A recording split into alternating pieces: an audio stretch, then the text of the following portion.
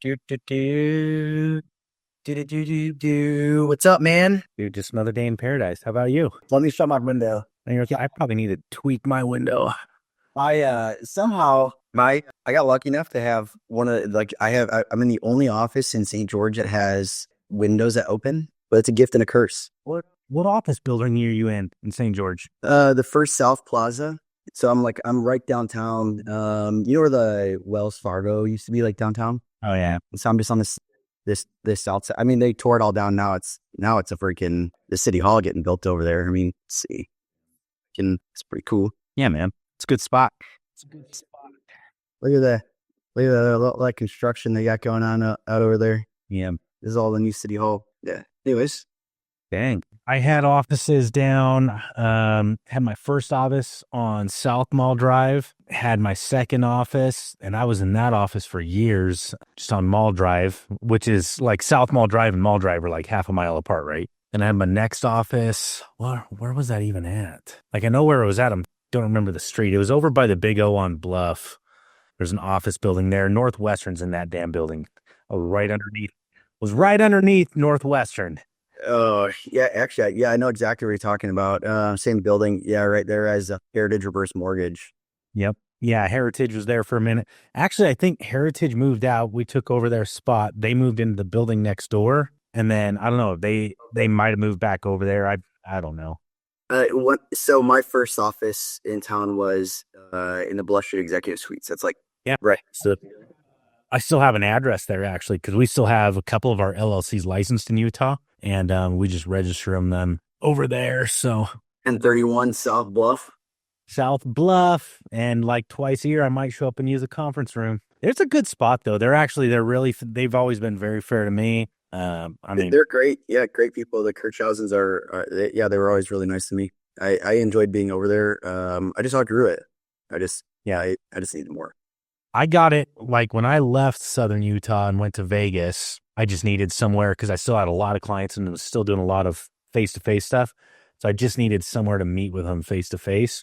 That's when I got into there. And I had a private office there too, right next to, is upstairs. What's the name of that group? Teton. I think. Teton Wealth Management. Yeah, Teton Wealth.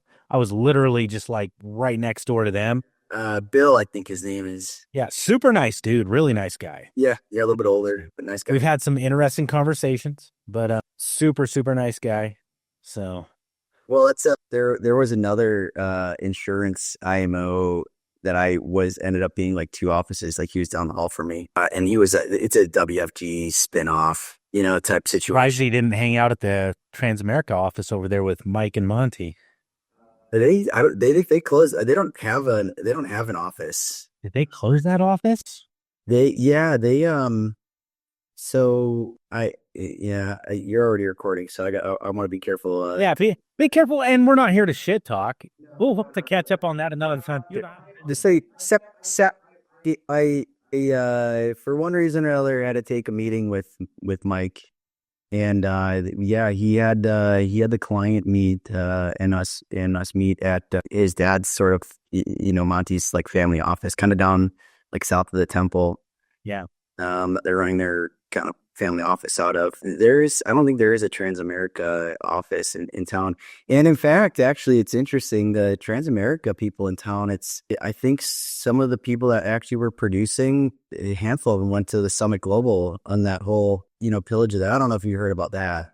Yeah, I've heard about Summit Global, and then WFG has lost a lot of people over to GFI, and I have strong feelings about GFI and their culture, but I've made those pretty clear online. We don't have to talk about them here. I think anyone that has spent any time around me knows about my feelings towards a lot of those organizations, and I grew up around it, and I know a lot of these people, and there is a lot of value to be had in some of these organizations that are, network marketing or MLM, whatever you want to call them. There's nothing inherently wrong with the business model, but what I find is that it can so oftentimes be a culture of, like you just serve them up serve up these people the Kool-Aid. They don't have a way to know any better, and so they end up going out and doing more harm than good by placing, bad product that's, either not suitable or designed poorly. And oftentimes they're good people, but they don't really know what they're doing. I think that's kind of what you have seemed to be on a mission to kind of help solve with the. I'm just out to be an asshole, Branden. Well, I can appreciate that too. I told a buddy of mine at the gym yesterday morning. I was asking him like about just content. He's a real estate agent, and he does a lot of his business comes from his YouTube channel and content creation. And I was like, dude, I just had like, I don't know if I want to pick this fight or not with this guy online, or not really pick it. This other guy sort of was the one talking, down to me, I suppose. But I said, like, I had this just shower thought this morning. Like, my brain is, I don't like anyone. I'm universally unlikable almost. It's like I have a lot of beef with insurance agents all the time because I don't like a lot of what they have to say about life insurance or annuities. There's a lot of shit slung around, and I'm gonna tell you, like, Utah as a whole and Southern Utah is a microcosm for insurance being overplayed. Like, that's how I came into the business, right? So I don't blame you there.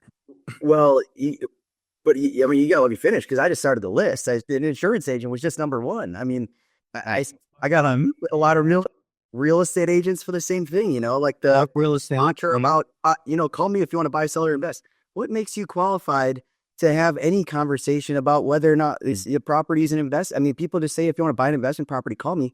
They have no ability to give advice on what makes a good, investment property most of the time. They have no. I'll let you continue the list, but yeah, realtors are the worst person to talk to, in my opinion, about what makes good real estate investment. Real estate investors are the right person to talk to, like successful real estate investors. And I don't even like syndicates, because syndicates are usually run by a realtor that failed out of that, but was good at raising capital. And so now he's taking other people's money, or and buying shitty real estate with it.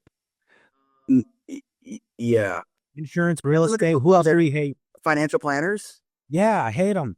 My own, I mean, I'm licensed to do all these things. I hate my own tribe. That's like, you know what I mean? It's like, I hate my own tribe. I don't have a tribe. Because I don't like the absolutist. So for the same reason that I don't like insurance agents, I don't like this. I don't get along really that well with like the CFP community, because they, especially in like the flat fee space, or this, advice only space, because I look at it and say, well, what's wrong if you design a plan and what's in the best interest of the client is that they need an insurance product, and you appropriately disclose, hey, I have a conflict of interest because of compensation. The plan calls, the plan is designed, you need this product. You can, if you have someone you like working with, go for it. If you want me to represent you and take care of it and just make it simple here, I'll do that. And they look at me like I'm just, a dirtbag because I'm not fee only. And it's like, the client needs it either way. It's all about your own ethics and morals and how you actually handle the situation. So I look at them and say, like, are you calling yourself out that you wouldn't be able to ethically handle the situation? And then I also get they drive me crazy on asset allocation, because they have this really good technical skill of planning oftentimes, right? They do a nice job on behavioral coaching. They do a nice job so often on the tax, maybe tax planning or understanding the different complexities of putting together the whole financial plan, until it gets to the asset allocation. And then they just revert back to whatever the textbook said about modern portfolio theory. And they get people in crap portfolios, and their only way of managing the equity risk is to get more bonds. And we saw in the last 2 years how horrible and disastrous that's played out. Oh, yeah. And they're just, so for the same thing, it's like all these people start giving, like, they're good at something, and then they start giving advice too far outside their lines, and they're unwilling to say, well, we need to bring in some additional expertise somehow, because all of a sudden I would put them in a light of, well, you don't know everything in the world, and I'm paying you. You should know everything possible in the world. It's like it. And so to defend their own livelihood, they come up with all these absolutes.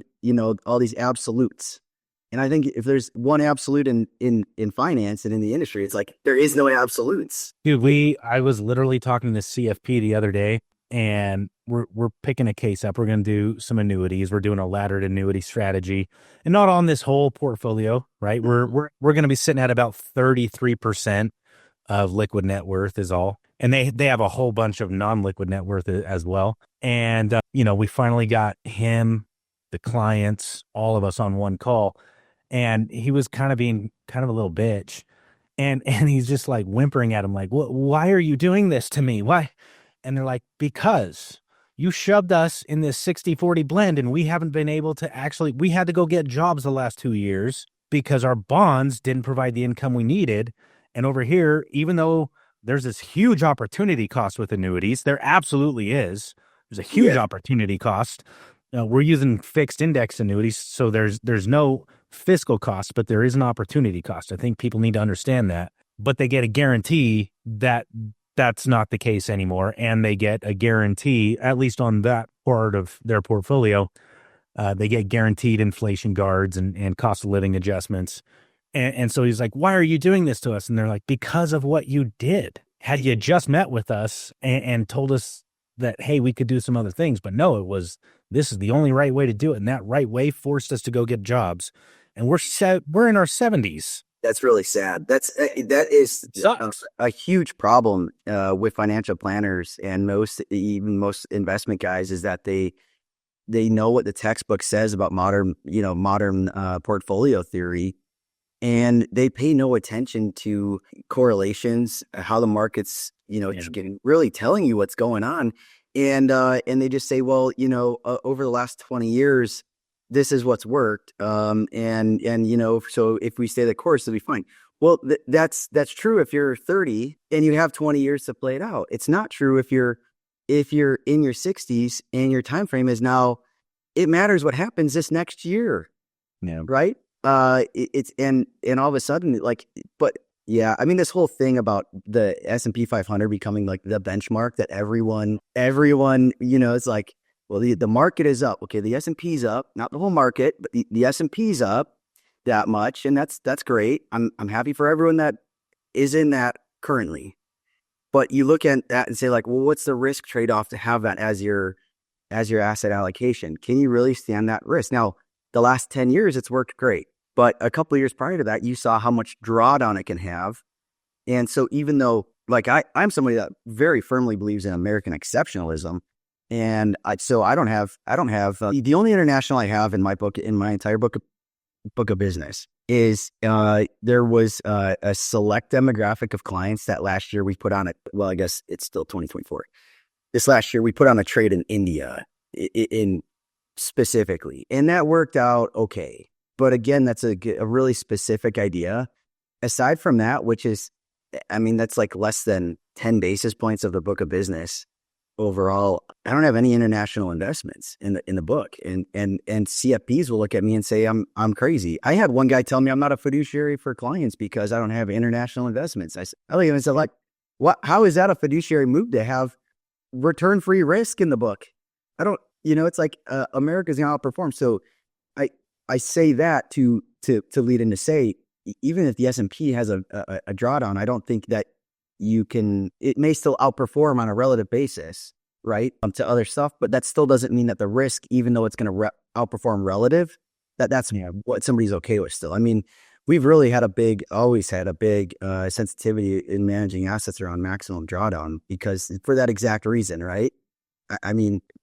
Overall it works out, but what happens this year matters at a certain point in your life. And if you have enough money, enough assets, you can weather through it and you're fine either way. But we have this growing number of our population that doesn't have enough money and they don't have enough assets, so they can't weather the storm. And it's unfortunate. Like, it sucks. I wish it was different, but it's what's reality right now.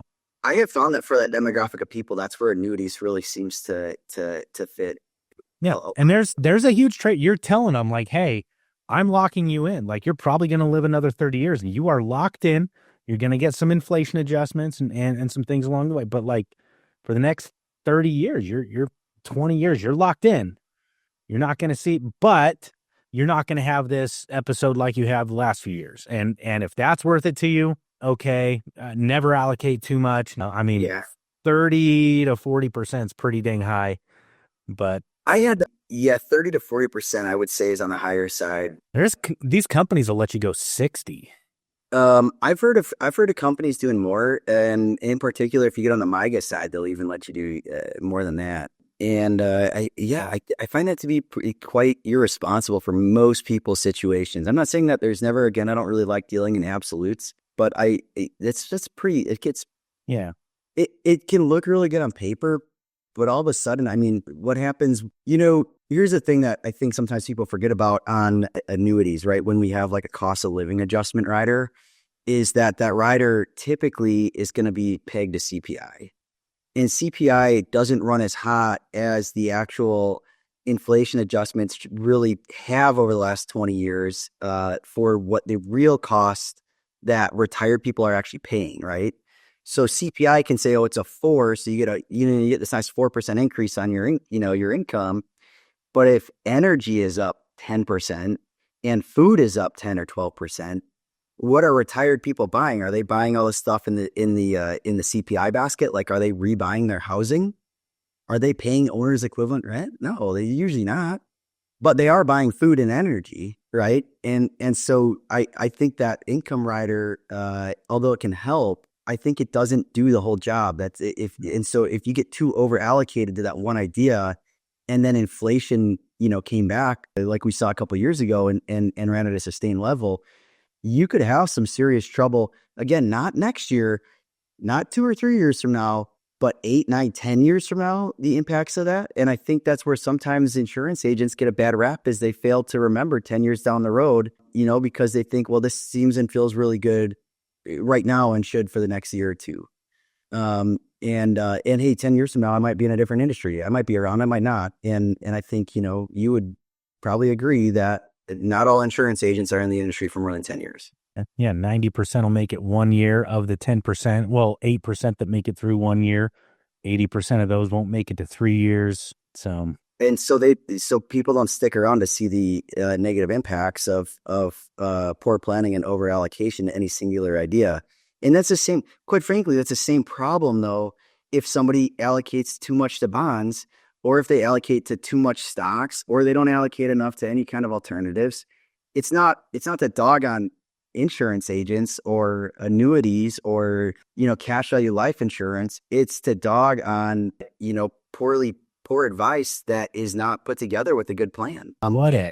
Hear me out. What about, because I think the strategy just beats everything. What if though? In fact, it's so good, you ought to surrender an annuity and take like a 5% penalty on it. And, what if we just put everything into a whole life policy and a direct recognition loan whole life policy, and then shove all of what's left into A shares? What are your thoughts? That person should go to prison. That's my thought. And probably probably ought to be castrated so that they don't reproduce and spread the level of stupidity and ignorance that they are demonstrating. That's what my thought is on that. It's egregious. It's horrible. It ruins lives. But they're a fiduciary. They have their licenses and they're not a fiduciary. Dude, come on. You just said A shares. Oh yeah. It's like, I know I'm being facetious. the amount of times I've had people forward me emails from their current financial professional, not advisor, financial professional that I'll just say is maybe of a company that you would find out in the western part of the United States, maybe in the northern part. Yeah. And the office above me. and yeah, it's literally some of these guys. And their email signature line says financial advisor. And I'm going, you're not a financial advisor. You're totally misrepresenting yourself here. It's ridiculous. Now, can people can they give quality advice still without being an advisor? Yeah. I think yourself, you may fall in that category, right? Like just because you're not an advisor doesn't mean you're incapable of giving good advice. It just means that you shouldn't represent yourself as a financial advisor. You should represent yourself as, I'm helping you put a plan together. I'm an insurance agent that has a product that I think can solve your problem, fix your needs, scratch your itch, whatever it is. But yeah, the misrepresentation by some, and that's not any different than you could. Yeah, again, I got issues with everyone. So insurance agents. So who else? We've got the insurance agents. We've got CPAs. financial advisor. See what else is on your shit list. Yeah. Let me tell you my beef with CPA. Or I'm sorry, it was CFPs, but what about CPAs? CPAs. I actually don't have too much beef with CPAs. Candidly, I think most of the problems people have with CPAs is their own fault. Yeah. Typically, that's really truthfully what I find. And it's because there's a huge shortage. There's like something like an estimated 40% shortage of accounting professionals in the country. And the tax codes got so complex, and you start getting so many forms that for the last, 10, 15 years, like people look at accounting and say like, wait, I'm going to go to school for 5 years. I'm going to sit for an extremely hard, difficult exam. I'm going to have the ability to perform, audits on public companies and legally represent people to the IRS. And out of college, I'm going to get paid $60,000 a year and work 80 hours, 90 hours around the clock in tax season. And by the way, people, I'm going to be the bearer of bad news all the time. And it's always going to get pushed to the deadline because people are going to take their sweet ass time going to get all their tax documents put together. And then they are going to come and be mad at us that they don't get the result they want. But it's also because they didn't no planning ahead of time. And they don't do the planning because the whole time they think they're overpaying the accountant to begin with, which is why their salary is only $60,000 out of school. I mean, I remember sitting in college and I had to take accounting. Like I was like in accounting 2010 or whatever, like the first accounting class in the business school. And the accounting professor said, any of you guys that switch to accounting majors, I promise you, I will help you find a job right out of school, and you can get a really good job fresh out of college. You won't have to be worried. You really should consider this as a career. And I raised my hand and said, what's a really good job pay? And he said $50,000 a year. Well, then I was like, I make more than that right now, dude, and I'm working part-time. 2003 was decent. What's like as a 50,000 year one coming out of college as a tax pro in 2003? Okay. Yeah. Right. Not now. But so the whole profession is now sort of overworked. And what I found is that accounting firms really have just gone and either they've degraded down their service because they're unwilling to fire people, which I think is the wrong thing to do, right? Just kind of get them through, push it through. But the better accounting firms have actually gone through and they just fire their clients every year. I work with one accounting firm and they fire 80% of their clients every single year, the last several years. I mean, they go through after the end of tax season and they say who was a pain in the butt to work with, who was, who's a big risk, who was, asking us to compromise our integrity, who has, needs that are, just unprofitable. And we're just going to tell them we can't support it anymore. And they just keep their 20% best clients every year. And they're completely, and they're growing and they're more profitable than they've ever been.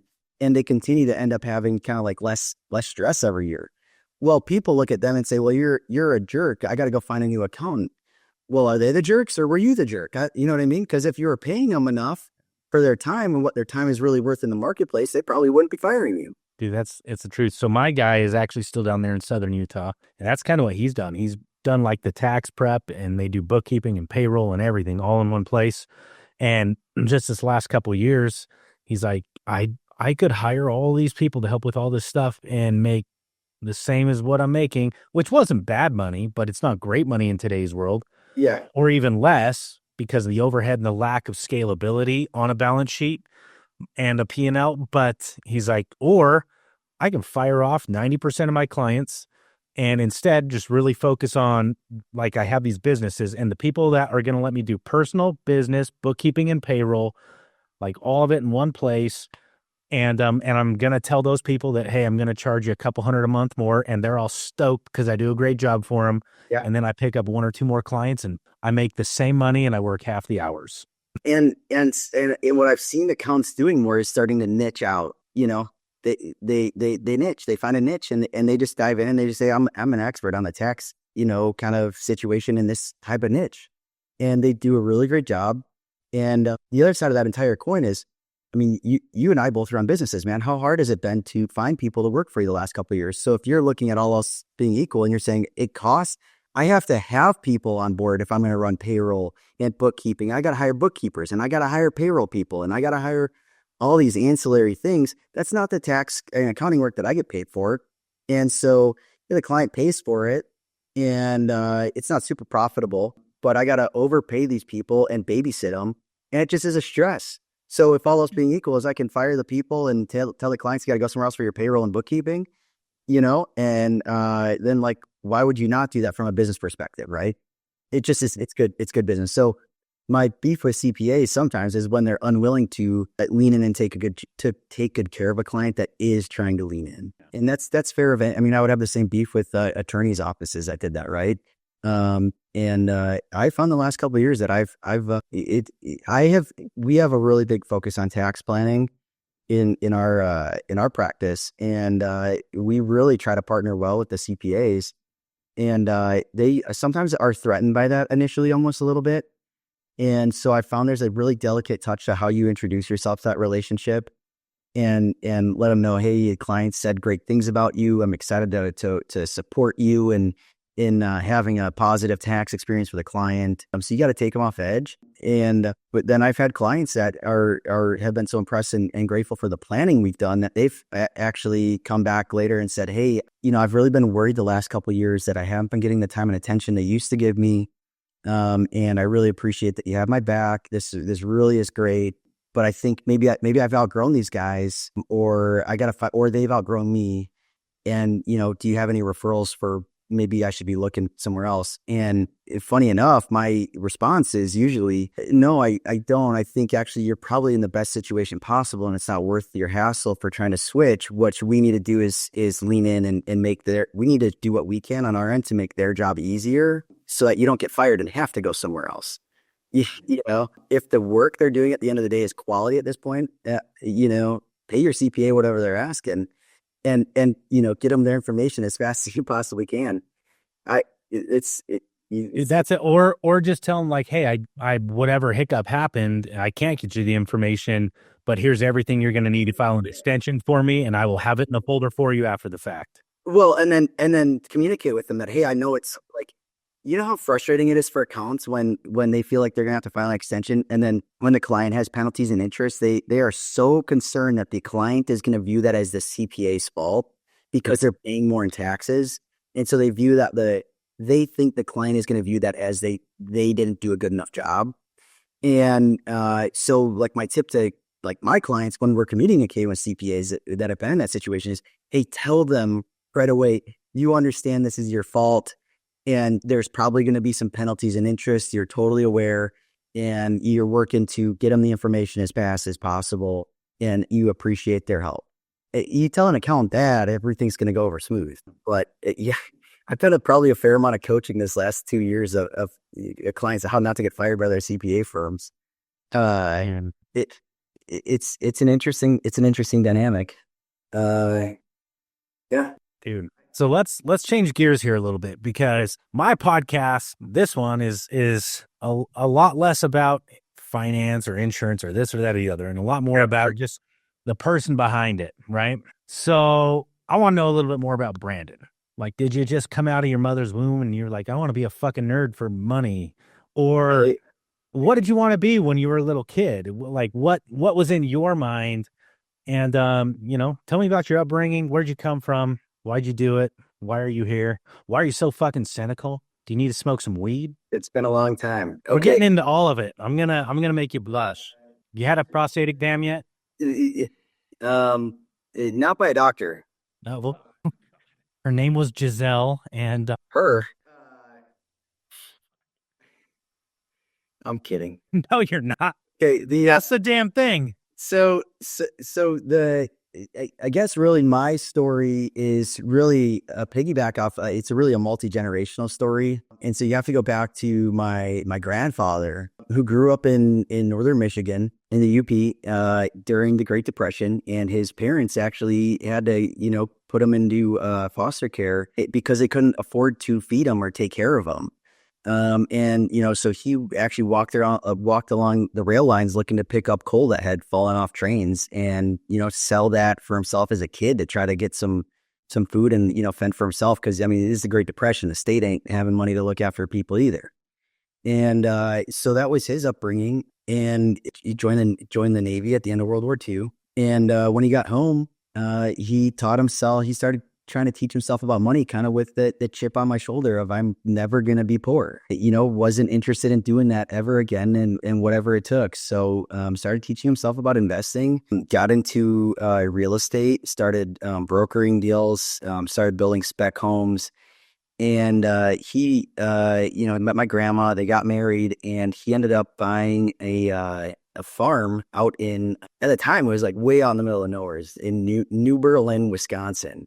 And today, because of freeways, it's only 25 minutes outside of downtown Milwaukee. But everyone thought he was nuts, and he bought this old farm, and it was like just over 70 acres, and he was going to just subdevelop it and subdivide it. And, kind of the original house hack, right? He bought it because it had a little farmhouse on it. He was going to parcel off the rest of the land, develop it, and kind of, move on to the next project. Him and my grandma had tried to have kids for a while, and they thought they couldn't have kids. After he had bought the farm, my grandma ended up getting pregnant with my dad, who was the oldest, ended up being the oldest of 4 kids. And so my grandpa, everything was going well for him, and he saw land appreciating and stuff. And so he thought rather than develop this land right now, he actually parceled off a 1 acre plot for the original farmhouse, parceled off another lot, and then took the cash from that and went to the other side of the farm and built a custom home for himself. And that's where he raised my dad and his siblings. And It sounds like the ending of Yellowstone. It becomes an interesting story. I promise this all ties together. This is all. No, I want to hear all of it. I want to hear what I just watched the season finale the other night and I watched the first 2 episodes of Yellowstone. That's it. I'm going to freaking ruin it for you. Well, I'm never gonna have the time to watch it. So, anyways, on this farm, when my dad and his siblings, as they started growing up, my grandpa bought some farm equipment and said like, you guys are gonna farm sweet corn, and he made my dad and his siblings farm sweet corn, and then pick it and run a roadside corn stand.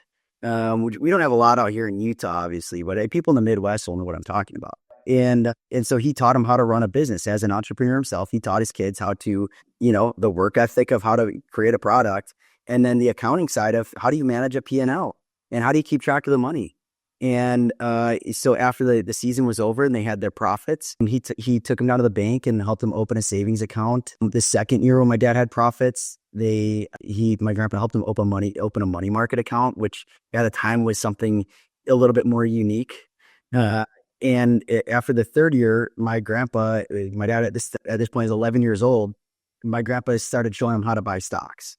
And so my dad started investing. And back then there was no ETFs and mutual funds, right? My dad was picking stocks at 11 years old. And so he did that. And they did this the whole time he's growing up.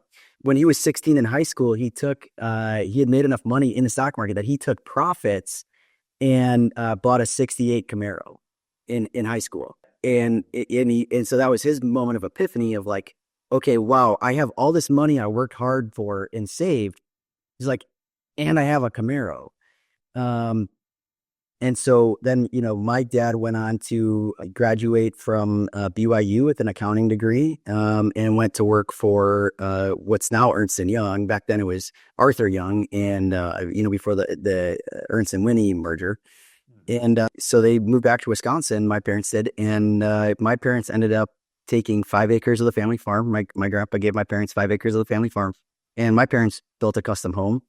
And that's where I grew up, was on the family farm. And so this is all starting to, ingrain. So my dad left Ernst & Young to be the CFO of a manufacturing company called New Berlin Plastics. And so he was a CFO there in the 90s and helped the owner grow the business, get it back on track, implemented some really unique things, and helped grow the business to a fairly decent size, especially for 2000, back in the year 2000. And helped the owner to sell it and take an early retirement, which he's really proud of to this day, because the guy ended up dying 10 years later at 65 of a heart attack. And so my dad feels like he helped him put a retirement plan together, actually, and helped him retire at 55 so that he could go spend 10 years with his grandkids. That's something that my dad still looks back on. This is really impactful to him. Anyway, so now after they sold New Berlin Plastics, my dad was looking for what's the next thing he's going to do.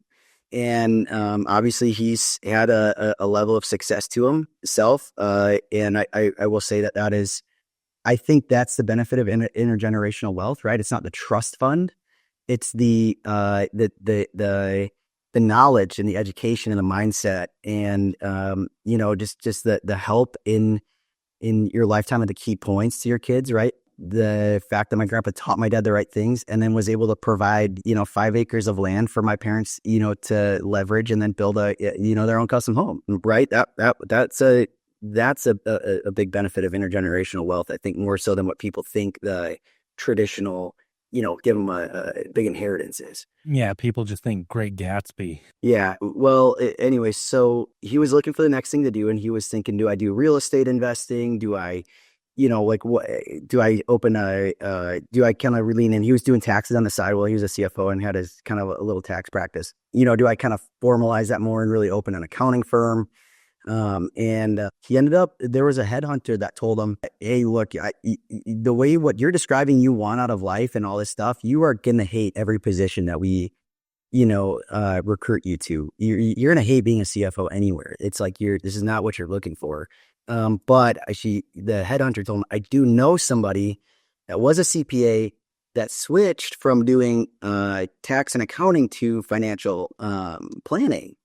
And they are really enjoying it. They feel like they get to use their skill set, and they feel like it's helping them on this, mission thing, kind of like you, Rob.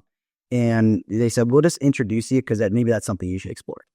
And that was a gal at, I don't know, my dad doesn't even like dropping the name. At one of the 3-letter firms, that is may now, it's a big one. You'll know it. We were talking about some really highly affiliated people here priorly. Yes. Yeah. I Yeah. And so he decided, like, I like that. He was never huge on the recruiting thing.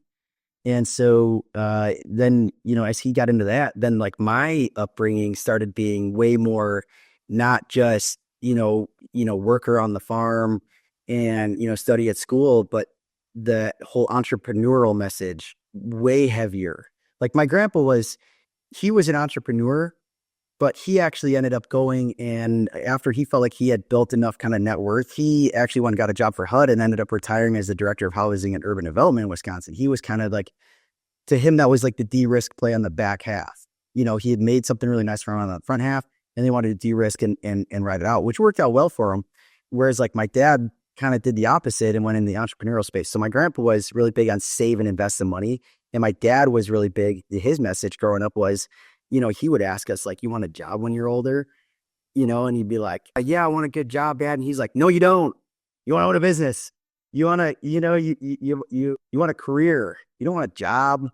And so all these messages that came with that, I mean, and on top of that, I mean, this was like a really interesting time where we're talking early 2000s. I mean, you had the .com bust. I mean, I remember talking about like Enron as a kid. I mean, I was like 6 years old, and, Enron is a topic of conversation at our dinner table, and then, going through 2008 and watching that and having a really kind of front row seat on everything. And, because of the nature of the business, a lot of it was just really kind of in our face as kids. Like it was, I mean, that was a period of time that, like, even though things went okay, it was a time of stress though. I mean, things were great in our family, but you could tell that like my dad was stressed at work. There was a lot going on in the world, and, we talked about it. And so we always had this focus on entrepreneurship and being, good stewards of your money, but figuring it out and being critical thinkers. And one of the things that I feel was really taught to me growing up was not what to think, but how to think. And I always felt supported by my parents in thinking differently. And I don't mean like thinking differently than them. And, I wanted to make a different lifestyle choice and they were so nice to support me. But I mean, I would get in trouble at school for like challenging teachers, going back to like the cynical thing in me and they would just say like, well, if he's got a point, then, you can't be mad at him for disagreeing with you in class. It's like, so, I remember this one time, I was in 7th or 8th grade, it's social studies class. And the teacher puts up on the board, some slide, and it's like a picture of a city, a map, and it's like, farm fields on one side, a river on one side, and like train tracks on another side. And it's like, well, which direction can you develop the city in? And I knew what you was looking for as the answer was you could go develop the farm field. Like there was this lesson about barriers. And it's like, you're not going to develop over to the other side of the river necessarily. But my jackass said, you could go build on the other side of the railroad tracks. And she's like, that's not the right answer. And I said, like, what, have you never driven over railroad tracks? You can do this. And I got in a ton of trouble at school for it. And I remember like having to have this meeting with the principal and the guidance counselor and all this stuff about me being disrespectful in class. And my parents just said, like, if he's got a point, what is your, like, have a better lesson, put better parameters in place. Like it's not his fault. And so that is, sort of my upbringing, you not what to think, how to think, be an entrepreneur, make your own way in this world. If you can't add value, you're not going to get paid. But I still also had like the hard work ethic lessons, right? My first job was working at Culver's and, scooping custard and wiping tables and saying, sir, ma'am, and my pleasure. And, I ref soccer on Saturdays instead of hanging out with my friends. And, I left home at 18. At a point when I didn't have maybe the greatest relationship with my parents, and moved to Utah across the country 2 weeks after I graduated high school because I couldn't, wait to get out of there. And, never looked back. And I've gone as an adult and continued to shape and mold myself further. But that's the big essence of my upbringing. I was never spectacular at anything other than, just looking at the world from a curious standpoint, being willing to think for myself. Other than that, I got bullied relentlessly in elementary school, middle school, and in high school. I ended up doing online high school, figured out I could do school way faster if I was online. It was awesome. Did high school basically in about 16 weeks because I'd wait for the last 2 weeks of the semester, do all my work for the semester and be done and go wait till the end of the next semester. And so, there's some great stuff about my childhood, but there's some stuff that was tough. But I guess it shaped me to who I am. So now I am an adult, somebody that likes to think for myself. I'm very open-minded, but I'm willing to put critical thought to any idea or concept. I get pissed off that my webcam keeps zooming in and out and the AI on it is freaking useless. So that's why mine used to do that. And that's why I got rid of it. I'm like trying to figure out how to do that or stop that whole I just swapped out my whole camera, went back to just a Logitech Brio. I got the Instalink 360 and it's normally really awesome. Yeah, we do well. Dude, there's a bunch to unpack there. I don't know. It's like, what do you want to dive into, man? We're going to dive. We scheduled 3 hours. We're going to dive into shit. And don't think I'm going to let this whole thing slide about how you've had a prostate exam. It wasn't required and it wasn't a she. Is it weird that they massaged my shoulders the whole time too? Well, I want to know, did they offer you a glass of whiskey because it was your first time? No. Oh, you got to go to one of these good joints. No, no. Dude, it's funny. So you left the northern Midwest, right? 2 weeks after high school, went to Utah. I graduated high school out of Utah, out of Hurricane. And literally a week later, I was in the Midwest. I was in Fort Wayne, Indiana, Lansing, Michigan. I was gone. Boom. Left for work. Oh my gosh. But maybe that's why we get along, because polar opposites. I was like, I want some corn on the side of the road. And you were like, I'm done with this shit. No, dude, what do you think was, if you could pick one thing, and don't give me this bullshit about, oh, that's hard. You're an intelligent human being. If there was one thing that was maybe like the most significant moment of your upbringing, where you learned something or something super impactful happened, what do you think that would be? Like, I can think of one or two things, just kind of depending on the context of the conversation. And we don't have to talk context like finance, just who you are now as a man. What was maybe one of the most significant things or moments you had as you were growing up? Yeah, I think it has to be, it really was March of my senior year. And I didn't have the best, really. I wasn't on the best terms with my parents. Knucklehead teenager, trying to figure life out, and I attitude, which is probably not a surprise to anyone. But I was working at a moto shop, gripping skateboards, waxing snowboards, changing bike tires, working on dirt bikes, and just sort of living life. I wasn't watching Crusty Demons. Well, it's like, I mean, my idea of fun at the time was like watching CKY and Jack, yeah. my friends, and riding BMX and whatever. And but what I think my parents didn't know at the time was that fall I had kind of decided I started seeing patterns in my friend group, and had some relationship issues with the girl I was dating at the time, that I just started seeing like these the trajectory that all these people are on is not necessarily what I want for myself. And I think I'm capable of doing something bigger and more. And so I started kind of like cleaning up my act a little bit. But I don't know that my parents really knew that that was my intention or what I was trying to do, and going through that struggle on my own. And so it got to be March of like, my senior year of high school. And my dad one day just says, like, what are you going to do next year? What is your plan? And I kind of thought about it for a minute, and I thought, I'm going to go to college out in Utah. I'm going to go out to UVU. I had looked at that, and I didn't like the idea of BYU because, I'm not I'm Not a mom, and it's well, I'm not a big, I don't really capitulate to authority super well, so, telling me they have a lot of rules. before I take an exam or something is like, that's not my wheelhouse, but I thought, but I was kind of like trying to figure out, like, I want to do something different in life. I want to surround myself with the right people. And I thought if I got out to Utah, I could find maybe more people that had some similar, baseline beliefs and wanted to do something impactful and meaningful with their life. And I didn't think I was going to find that in my peer group in Wisconsin. And so I had thought of this. And so I told my dad, I thought about it for a second, and I said it out loud to the universe. And I said, I'm going to go out to school and go to UVU next year. That's what I'm going to do.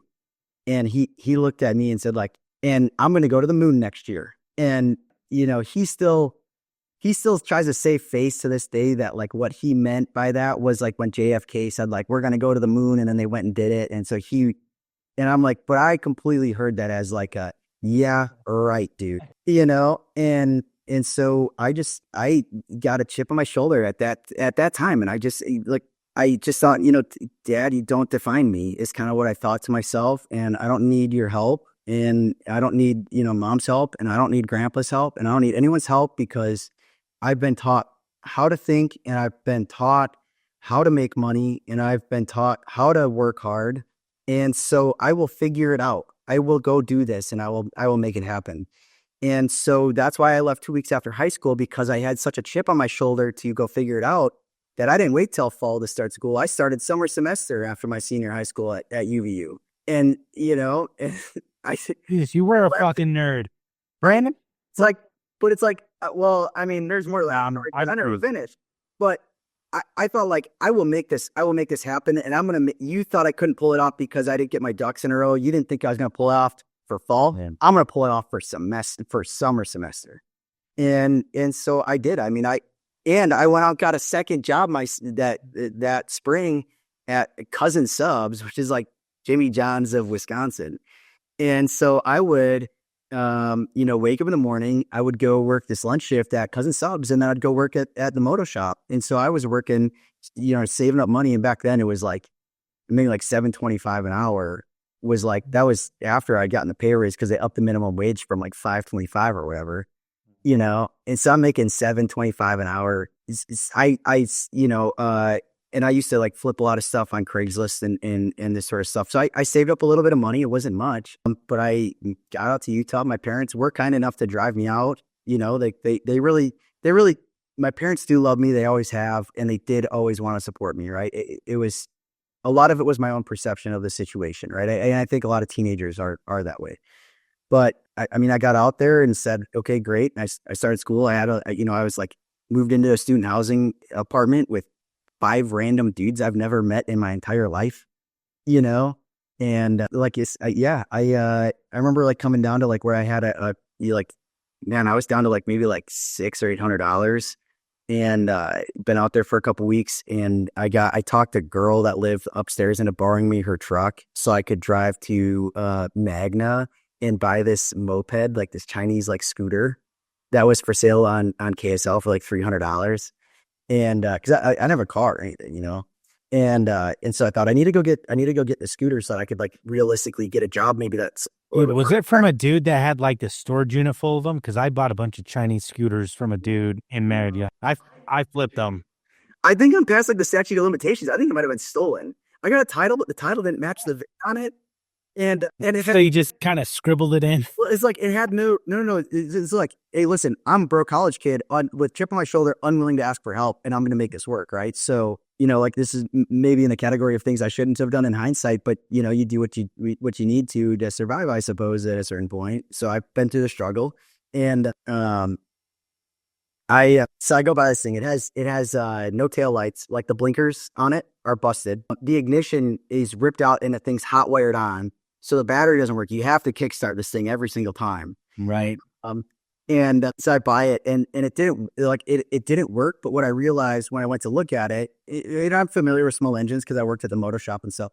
The wire it wasn't grounded right, and so I'm like, yeah, sure, $300. I'll give you like $250. I negotiate with the guy, whatever. You get it super cheap, get it home, unload it from this girl's truck, and just redo the wiring real fast. Thing fires up. And I drove that thing around for like a year and a half, like all around Orem, Utah, Provo, all up and down University Parkway. I mean, this needed like 50 miles. Picking up chicks, taking them out to crumble cookies. Yeah, I spray painted the entire thing black. This is way before crumble, but I spray painted the entire thing like flat black. And we called it the black. It was called like in the apartment complex I lived in. Everyone called the Black Knight. And yeah, it was one of those things where it was like so stupid it's kind of funny. And never registered it, never bought insurance. Like just to me, I'm like, it's like a moped. This is like a bicycle with a motor on it. What do I need insurance and registration for? And Dude, stuff. there's a reason that insurance companies won't even insure those things. That they're like, I don't remember. So I had my agency down in St. George, and it was right when it happened. It was like industry wide. It wasn't just our company, but they were like, hey, any moped under 100 cc's, you can't even buy insurance on anymore because people are just dying left and right.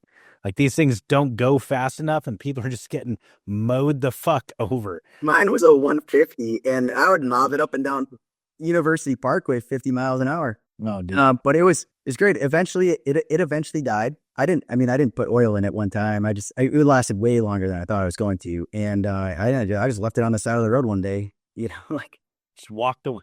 Yeah, walked away. Like them third world Chernobyl.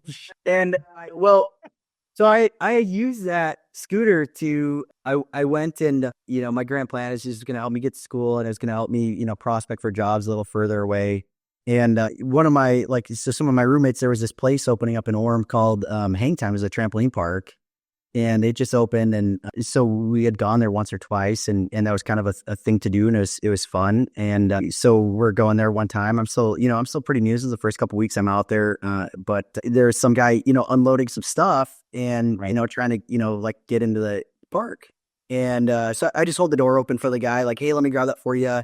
Open the door, hey, do you need any more help? And he's like, no, I'm good. Thanks so much. And, I grew up with this talkative dad that is just curious in the world. I just said, looks like you're carrying a lot of stuff. You work here, And he's like, yeah, I'm the owner. And I just went, oh, cool. Well, hey, if you ever need to hire anyone, I'm looking for a job, And he's like, come on back. And he interviewed me. He's like, how about you start? Can you start? It will be a bit of baptism by fire, but can you start right now?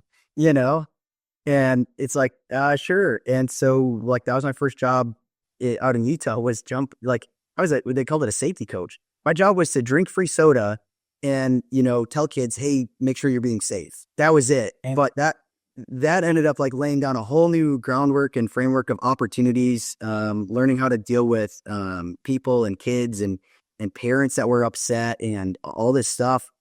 And it was my first week there. I hadn't gotten, it was maybe my second week there. I hadn't gotten paid yet.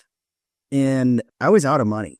I was I had gotten this job just in time, but I hadn't gotten paid in time. I was out. I was down to $4 or $5 maybe. It was dude, I'm out. And I'm waiting for payday. And the night manager was leaving and he was getting a new job and everyone went out. There's this IHOP right next to the place. So after we closed up at 10 o'clock at night, everyone was going to IHOP and they invited me to go on. And we get to IHOP and people are they're all ordering and they get to me and they say, what are you going to have? And I said, I'll just have a water. And everyone's looking what, dude, we just worked. We know you haven't eaten in 6 hours at least. You're not going to eat. You're going to have a water. You know what I mean? And I'm on, like my budget is having sleep for dinner at this point, Yeah. And again, this is me just full of piss and vinegar at the time, unwilling to ask for help and just trying to get, make something for myself. Right. And one of the guys, so I told him, I said, look, guys, I'm out of money. It's like, I don't have any money till we get paid. So I'm fine. And one of the guys said, if you drink a straw full of hot sauce, I'll buy you a pancake or whatever, and I was like, what they didn't know is that the fucking quid pro quo. Well, it's like, I have, I like hot stuff. And so I'm thinking, so I went, it's a Cholula's, and I went, yeah, sure. If you get a humorous kick out of that, I'm willing to, like, I'm hungry enough. You know what I mean? Like, I'm not broke. Sure. And one of the other guys goes, if you drink the whole bottle of Cholula's, I'll buy anything you want on the menu. You can order whatever you want. I'll pay for it. And I'm like, well, like, now I'm really hungry. That would be painful because Cholula just kind of drips out. It's not like you could just chug a lug. No, I mean, there's a video. If you look far enough back on my Facebook, you can find this video. They recorded it, and I did put it on Facebook at one point. I sat there and drank an entire bottle of Cholula through a straw. I just sucked the whole thing down, and I ate that night. And so, like, I've been through the struggle. I grew up with, you know what I mean? I grew up with comfort, but I've also been through the struggles, which I think has been really impactful in shaping who I am and the way I operate now. Dude, you want to hear some funny shit? So we talked a while back and found like some mutual connections. So Tim, right? One of my best friends, we went down for Thanksgiving and we spent the night hanging out with Tim and Casey, and incredible people. They swung by, dude. I live like a half a block away from them. We weren't there long, dude. We were literally, I was there with my folks. We went over to their house for dinner. We stayed late. Camille dropped me off. I have a buddy out in the fields a little bit closer to the temple. He owns a company in town called Tech-It. They do custom home automation. So Camille dropped me off at his house at like midnight and took the boys, because we left Tim and Casey's at like midnight. We got over there. She dropped me off at their house. She went back to my folks in Hurricane, or however the fuck anyone wants to say it. Sure. And me and my buddy sat there and we drank whiskey and wine in his hot tub, just catching up till 5 a.m. And I was like, shit, Charles, I need you to give me a ride home. So we mustered it up, and totally sober, by the way. And he drove me out to my folks' place in Hurricane. And my old man had locked the fucking door on me, Branden. He got frustrated that I wasn't home yet, so he locked me out. And I was like, shit. So I had to call my wife. I'm like, babe, it's 5 a.m. I'm too fat to crawl through the basement window like I did when I was 14. Like, you got to come unlock this door for me. Oh, it was a whole time. But no, I thought about reaching out to you actually and saying hi. We were there for such a short amount of time that, okay. But anyways, I digress. So Tim, have you met his son, Jackson? He's out on a Mormon mission right now. Ireland, right? Yeah. Ireland or Scotland? Ireland, I think, yeah. So we've known them for years. When Ash was like, we started getting to be good friends when Ash was like 3 years old. But Jackson, I remember, I think it was when he was turning like 7 or 8 for his birthday. We went to IHOP, and I can't remember what it was. I think I bet him I was like, Jackson, I'll give you everything in my wallet if you eat this waffle with hot sauce on it. And I put a bunch of Cholula on there, right? And I had like a $1 bill in there. But he just like hogged out on that thing. And to this day, we still talk about that spicy pancake. So that's what your story reminded me of, was Cholula at IHOP. And, yeah, I was unwilling to eat Cholula again until this last year. I thought it was just the most disgusting hot sauce ever. It was really repulsive to me to even think about it. It's not a pierogi hot sauce by any means, but it is good on a lot of things. I'm coming back around to it slowly, but yeah, I don't know where do you want to go from there. I mean, I got endless freaking stories like this. Whatever you want to see into the world of me. Yeah, dude. So that was a significant moment in your life, like that March graduating year. Your old man basically told you had no faith in you, without saying it, and he still denies it. And I think we all kind of have those stories, but I think you hit on a really wise part. Like, that's a teenager's perspective.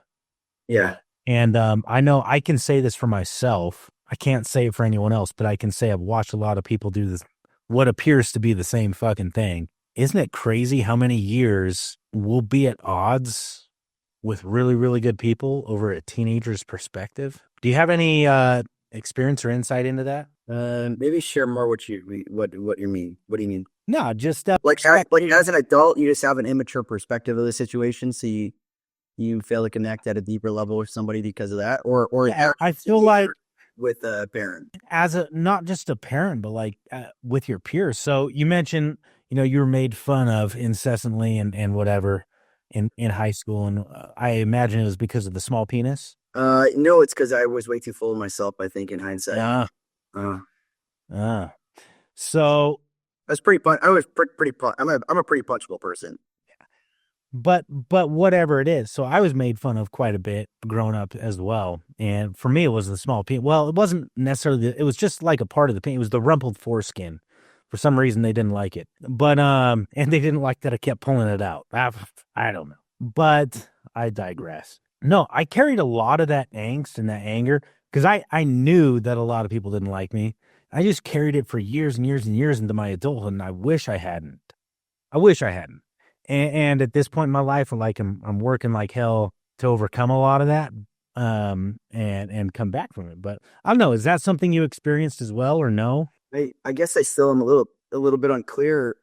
So are you saying like, have I experienced where I Did you carry any of your preconceived notions as an angsty teenager listening to Rage Against the Machine into adulthood that you wish you could have gone back a little bit sooner and just like had a different perspective sooner, so to speak? Yeah, sooner. I feel like one of the things I was always better at was having a little bit more of an objective view of the world. I think if there's one thing that I regret, I think it's probably just being, too full of myself and not having more humility, and always thinking I could make it happen for myself and that I would, make it work. And I think if I was more willing and had some more humility about accepting some, different mentorship around some of those ideas, that I probably could have been more, significantly more successful and probably at a faster rate than I have been. But so, just like if you think like, it's like I would have thought at 19 that like I had learned everything, like I couldn't possibly get any smarter. And I think the paradigm shift for me was probably in my mid 20s, where I started having experiences where I would just all of a sudden have this moment of like, oh my gosh, a year ago, I thought something totally different. I was so dumb. How stupid was I? And then you have the first one and you go, man, I'm pretty smart now though. And then all of a sudden you have another one 2 months later and you're like, and you start seeing this pattern. And now I'm like, if I'm not having those moments, I'm really uncomfortable because I'm concerned that I am not learning or growing. And so what was the most humbling moment of your whole life? Because you're a cocky hothead that is smart and thinks he's smarter than he's smarter. Moments of humility now and again. Yeah. What was the most humbling? Did you ever have anything that happened that just cut you to your knees and you just had to hit the reset button? I don't know if that makes sense. You just had to rethink the way you were going about life, whether it was your thought processes or your actions, but it was like, fuck, I gotta do different.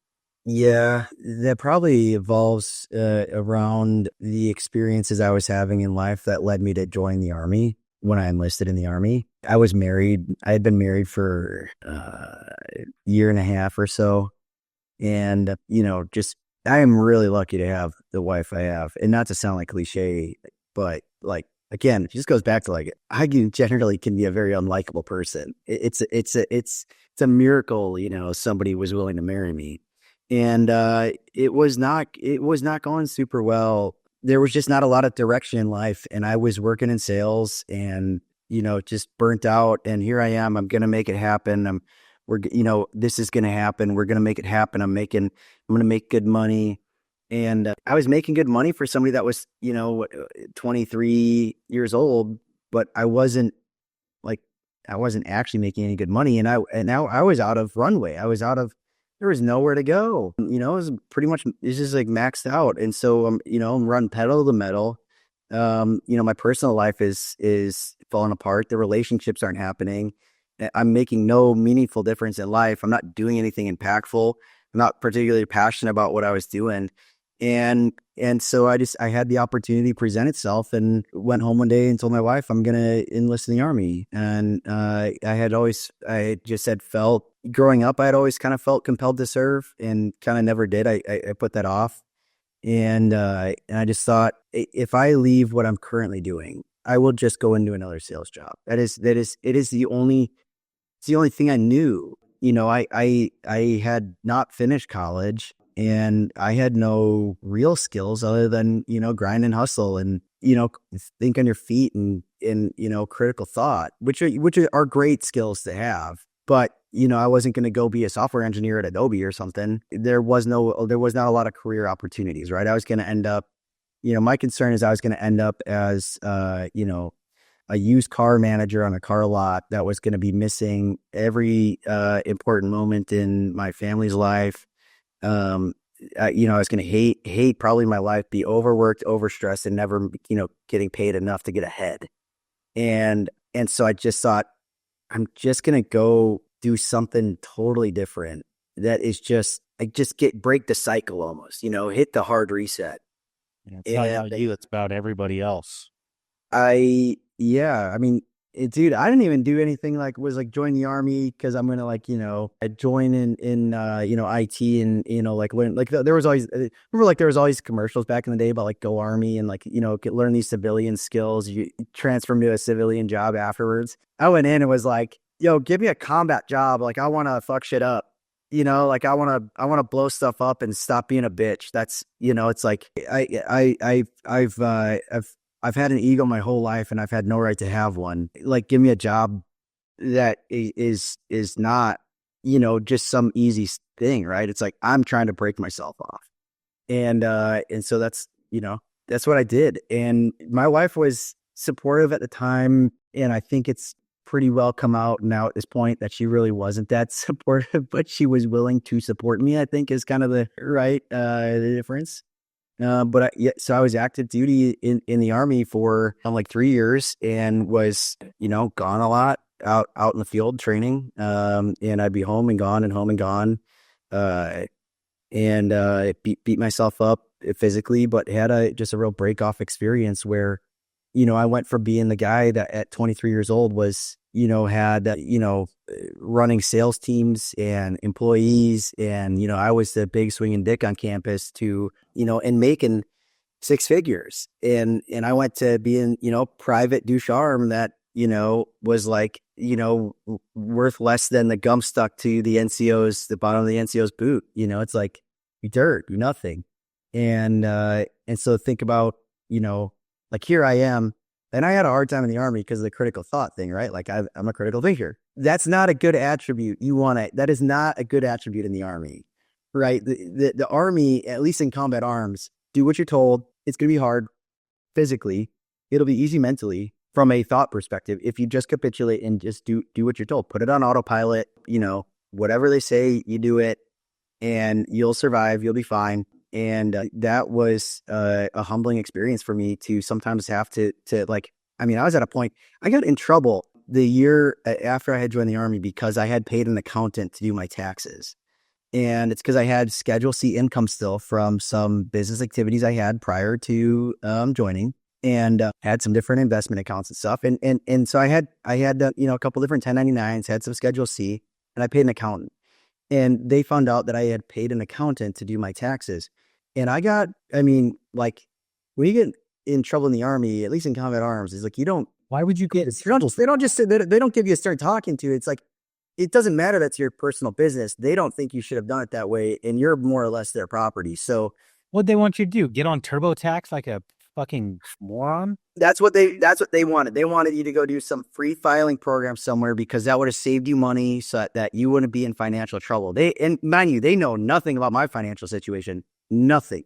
But here I have somebody that is, the same age, or I think this individual, this NCO that was, smoking me was I don't know, maybe he was a year or two older than me. But the guy, objectively, in my opinion, is I don't know.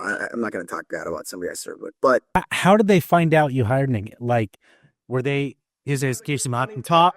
You had to give up to your laptop or I had to like, you? I had to like respond to the email, and they said like, what the hell are you doing right now? And I said like, I'm just responding to an email really quick to my accountant. He's like finishing up my taxes, and they're like, you paid an accountant. And all of a sudden, before I know it, I'm doing push-ups and air squats and butterfly kicks because I paid a professional to help me with my taxes. And that's like none of their business, but in the Army, it is their business. And so here I am having to humble myself down to, I got an idiot for boss.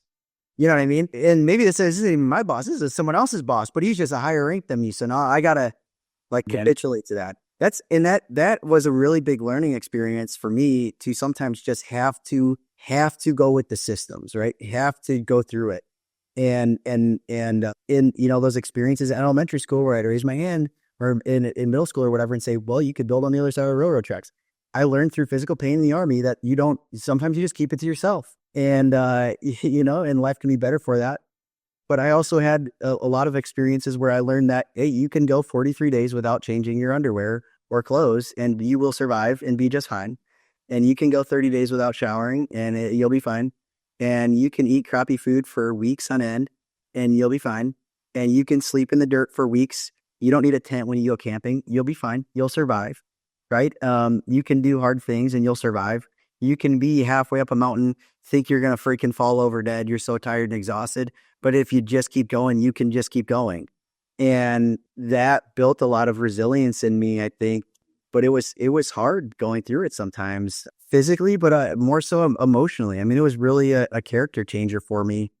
And it was, I think it all adds to who I am now, but it was not easy.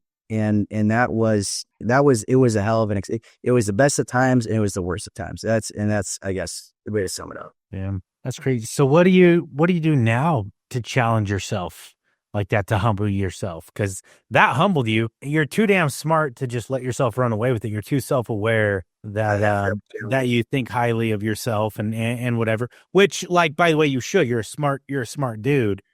But what do you do now to challenge yourself, to humble yourself, to put yourself in a place where you're doing hard things? Well, I started having kids. That was yeah. It's a little humble you, yeah. Yeah.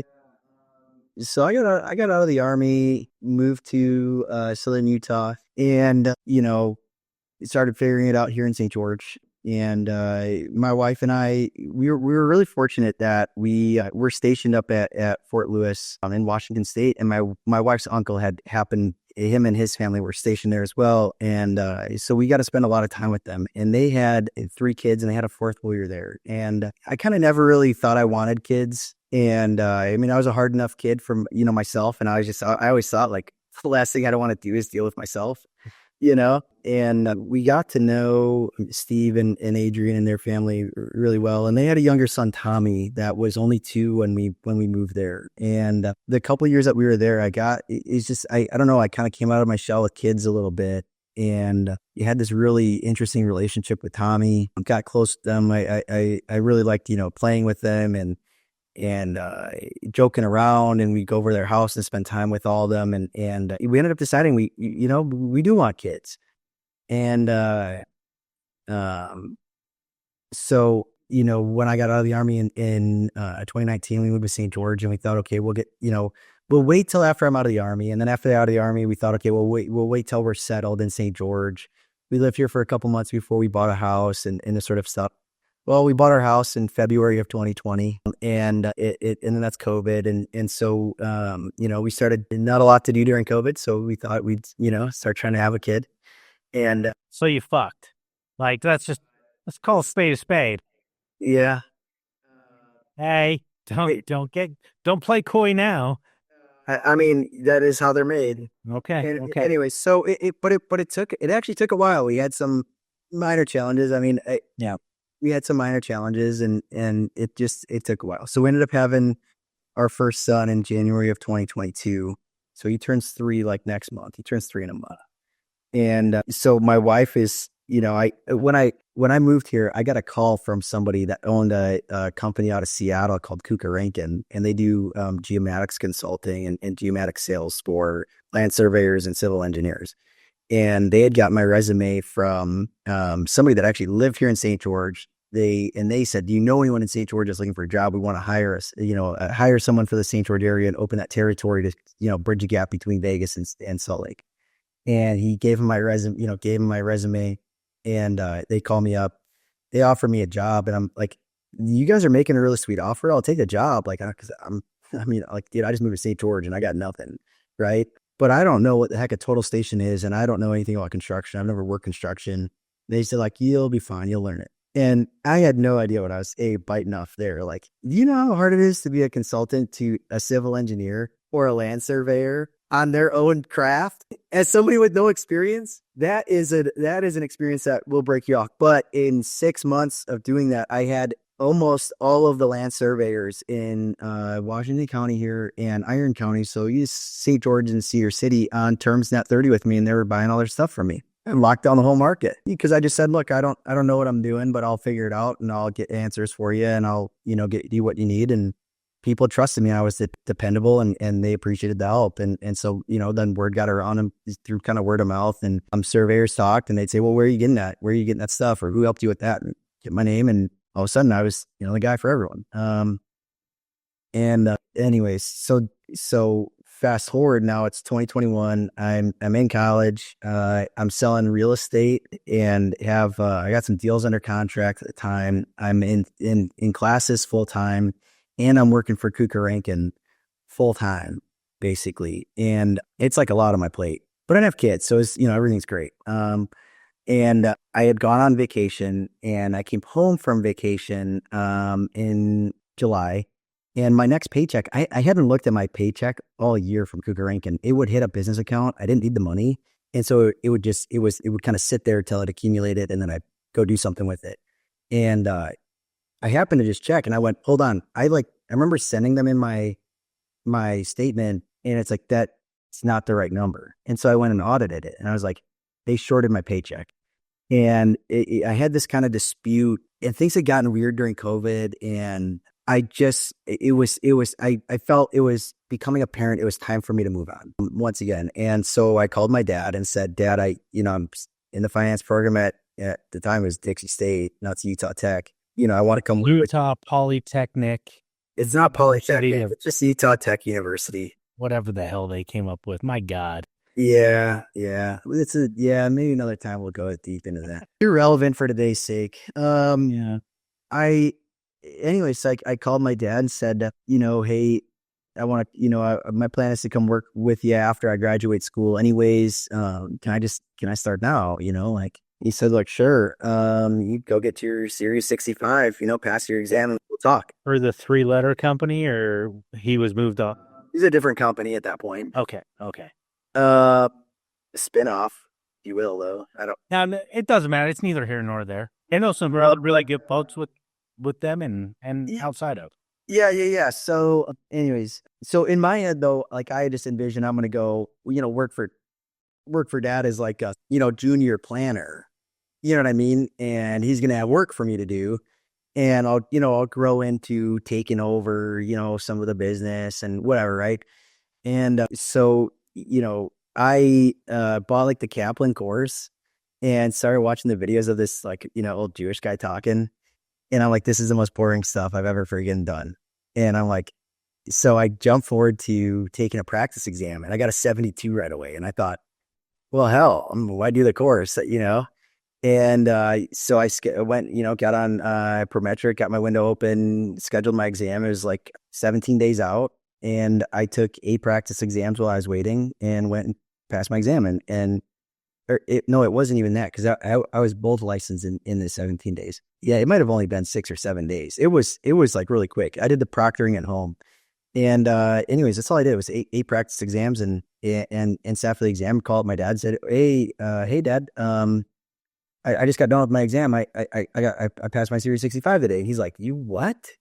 Like, hold on. Like, we just talked about that last week. You did, and I'm like, yeah. So like, when do I start? What do I do? He's like, okay, well, we'll get you everything to get registered. And so then it's like, okay, well, it takes time for your registration to go through and all this stuff. And so I said, like, well, what do I do in the meantime, Dad? Like, what? And again, like, thinking, Dad's going to have, work for me or, do this or that or whatever. And he said, well, you're going to need an insurance license too. So go and do that. So a couple of days later, I sit for the insurance exam and get my, pass that exam. It's the only professional exam I've ever taken that they gave you a score at the end and tell you how much you passed by.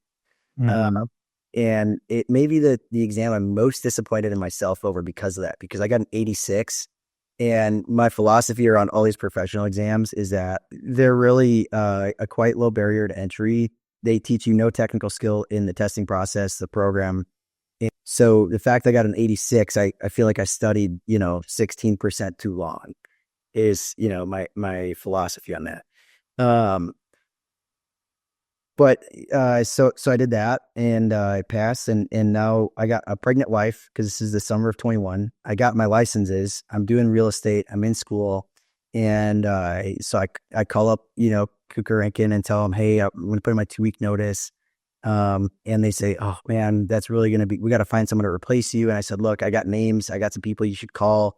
I'll stay on a little longer while you're in that process, but I'm on my way out, and I call up my dad. Okay, my registration's come through. I got my email. I got my logins. I got everything. It's like, what do I do now? And he's like, well, you go find some clients. I don't like, what do you mean? What do you do now? You go find some people. You're a financially intelligent person. You'll be fine. Go find some people. And, if you have questions, like, come, bring me the case and we'll talk about it and I'll help you through it. But it was kind of this thing of like, you're not going to mess it up with my clients, and so, that's what I did. My first client was a friend of mine that left the company about the same time. And I said, hey, you want me to help you with your 401k and stuff? And he said, yeah.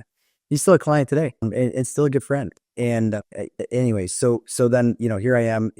So remember, first account in the business lands end of 21. And in January of 22, I'm a senior in the finance program at Dixie. I am starting to bring on some clients. I'm managing money with discretion. I am still selling real estate at this point. And, my wife's about to have a baby and we end up having the first kid.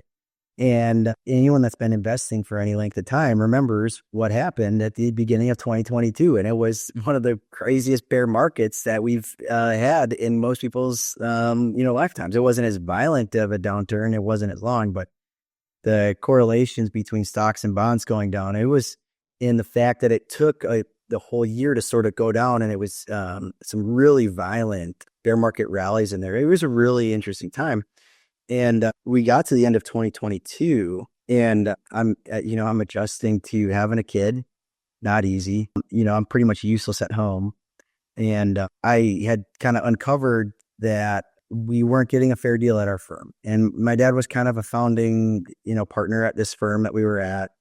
And there was, compensation revenues that weren't being disclosed and a number of things. There were some real issues that I uncovered. And so we made a decision in the end of January of 2023 that we were going to leave that firm. So we did. So I graduated school in December of 22, and here in 23 now I'm changing firms after 1 year in the business. And so that's a little bit of a lift and a little bit of a challenge. I didn't lose any clients in that transition. We retained 100% of clients, which was great. And then in 23, I started a real estate business at the same time that we were kind of changing firms there and working on that whole transition. Started a real estate business because I knew that as my business scaled, I wasn't going to be able to do real estate for people anymore. It's too time intensive, right? I mean, you got to go show the homes, you got to find it, you got to negotiate the contracts, you got to set up the showings, and you got to be flexible enough around all that. It wasn't working anymore.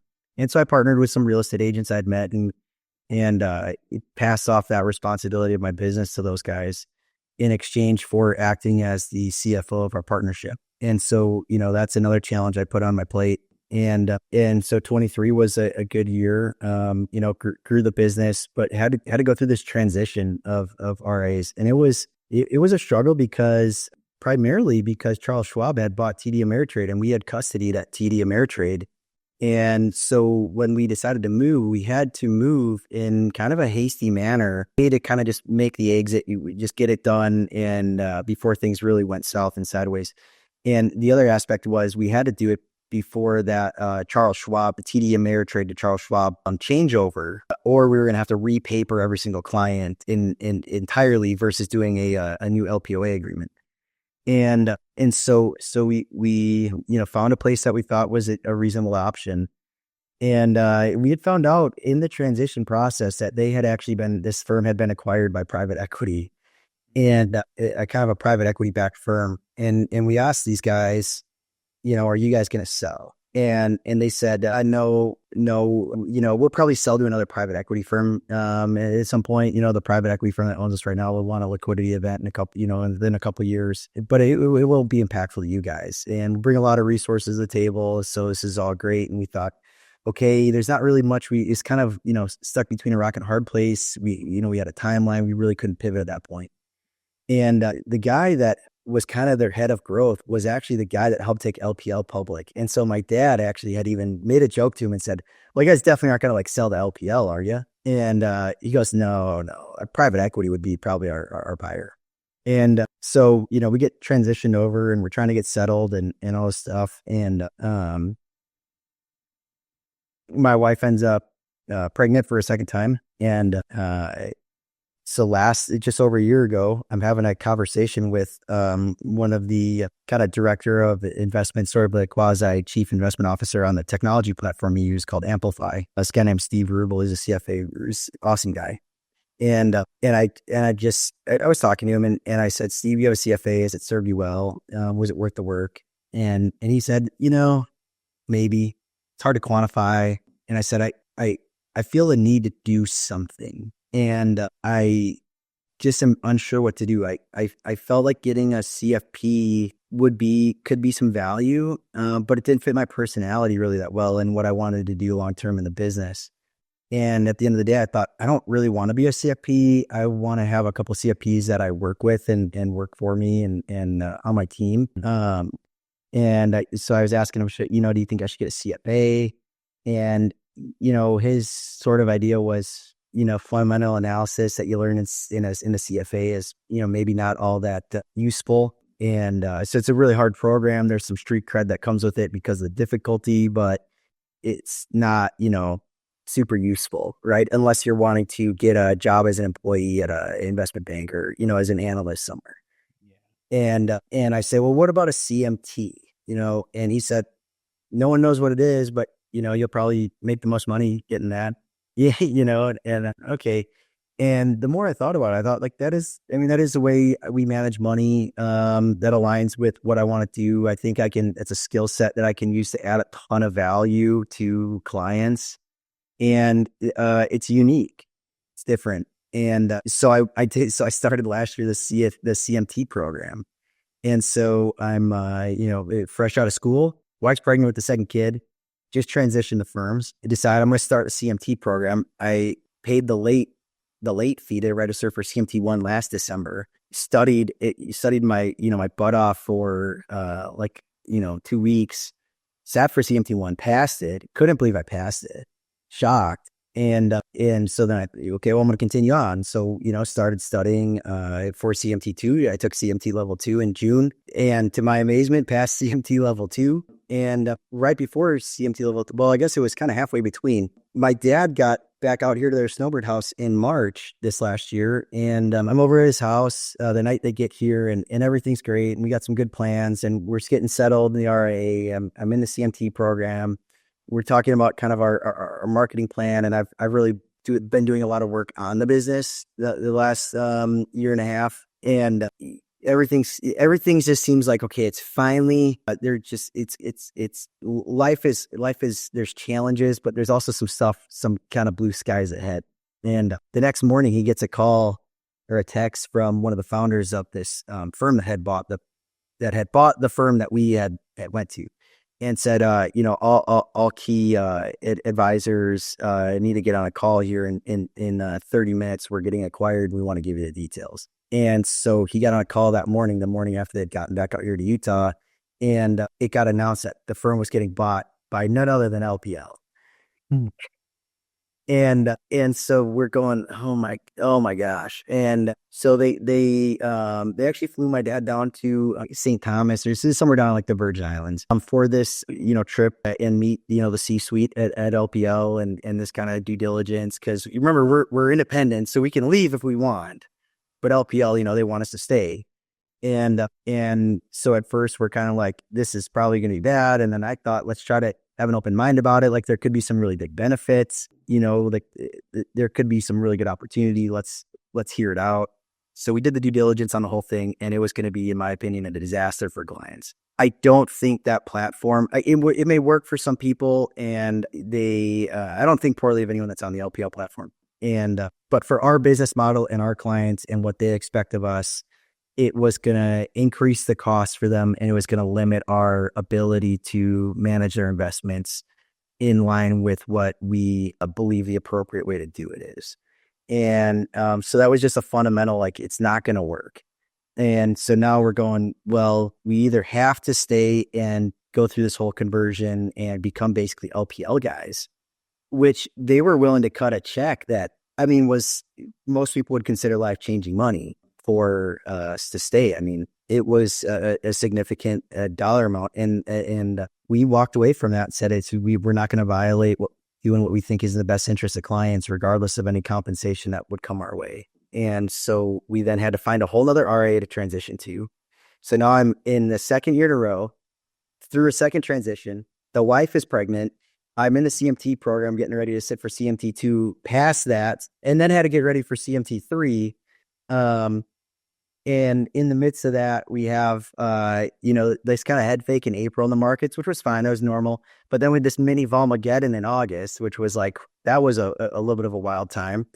And I brought on a new advisor in my office here in St. George in February, and I've been training her up, to our systems and the way that we do things. She has like 8 years of experience already, so she's awesome. But it is, you're right. I am almost addicted to being challenged, it would seem. What do I do now? I don't know. I sat for CMT3 a couple weeks ago. I think I passed. I don't know. I'll find out in 6 more weeks. But if I did, I'm past that, and now I got to really focus on growing my business, which is the next big challenge. But I think that the other challenge I'm really going to tackle in 2025 is saying no to more things. And as much as I want to grow my business, I want to grow a better relationship with my family and make sure that I spend more time at home. That's literally where I'm going with my next couple questions is you've got all these aspirations and all these things you want to do. How do you not become a miserable fucking prick at home? We're going to get into that. Give me a real quick minute. I have been dragging my feet on being not really dragging my feet. It's just, it has been, I've had a lot going on with the market volatility, and I need to pay my VA in the Philippines. I got mine paid the other day, and then, no, you're good. It took me a little longer because I had my own shit. Most people know in our business, right? IRAs, you've got some extra time after January 1st, and a lot of your retirement vehicles you do. Deferred comp plans, you do not.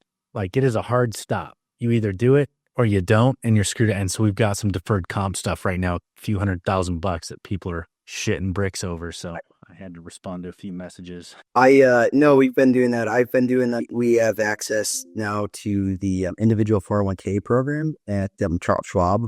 And so after I had pushed a bunch of stuff to the right, getting ready for that exam. So we've been in a mad dash. I think this last week we've sent out like maybe 10 or 12 DocuSign packets to establish individual 401ks before the end of the year here and get, elected deferrals in before the end of the year.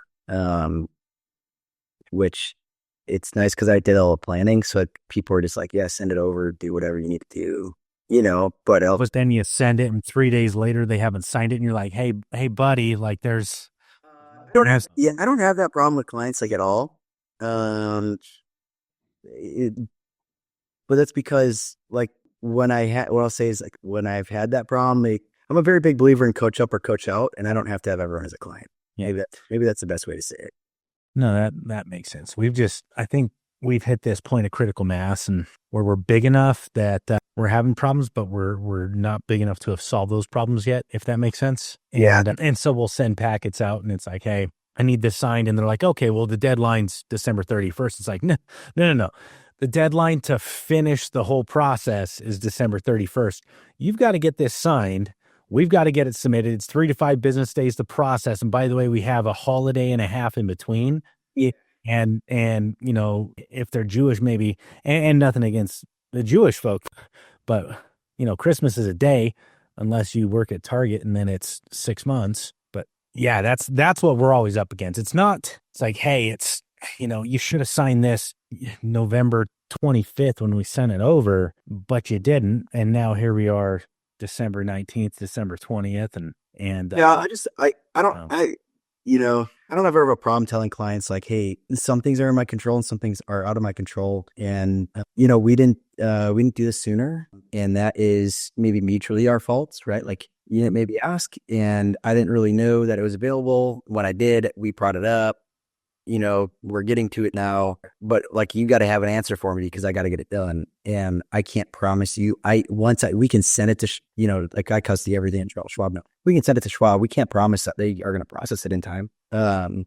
It's out of my control at that point, and it's just out of my control. So if you want to ever be mad at me for something that's out of my control, then this is probably not a relationship that's going to work.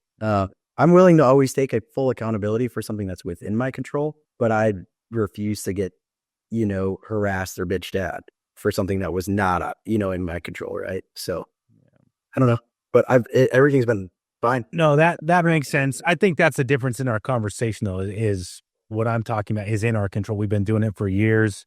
We put that stuff out weeks and weeks ago, and we've been following up. So it's within our control. What's not in our control, like I can't come over there, Jerry, and get you to open up your stupid ass phone and spend 30 seconds docu-signing this document. Well, like, so I guess that's what I'm saying. Still, yeah, you took care of the stuff that's in your control, but if the client doesn't, you know, if they sit on their thumbs and don't do it, and then, you know, it gets signed today, but the carrier, I imagine you're working with the carrier or whoever doesn't process it in time, that's like, it becomes out of your control at that point. Right. So yeah, no. And at the end of the day, that is what it is. But in the meantime, and it's the way I was born and raised, right?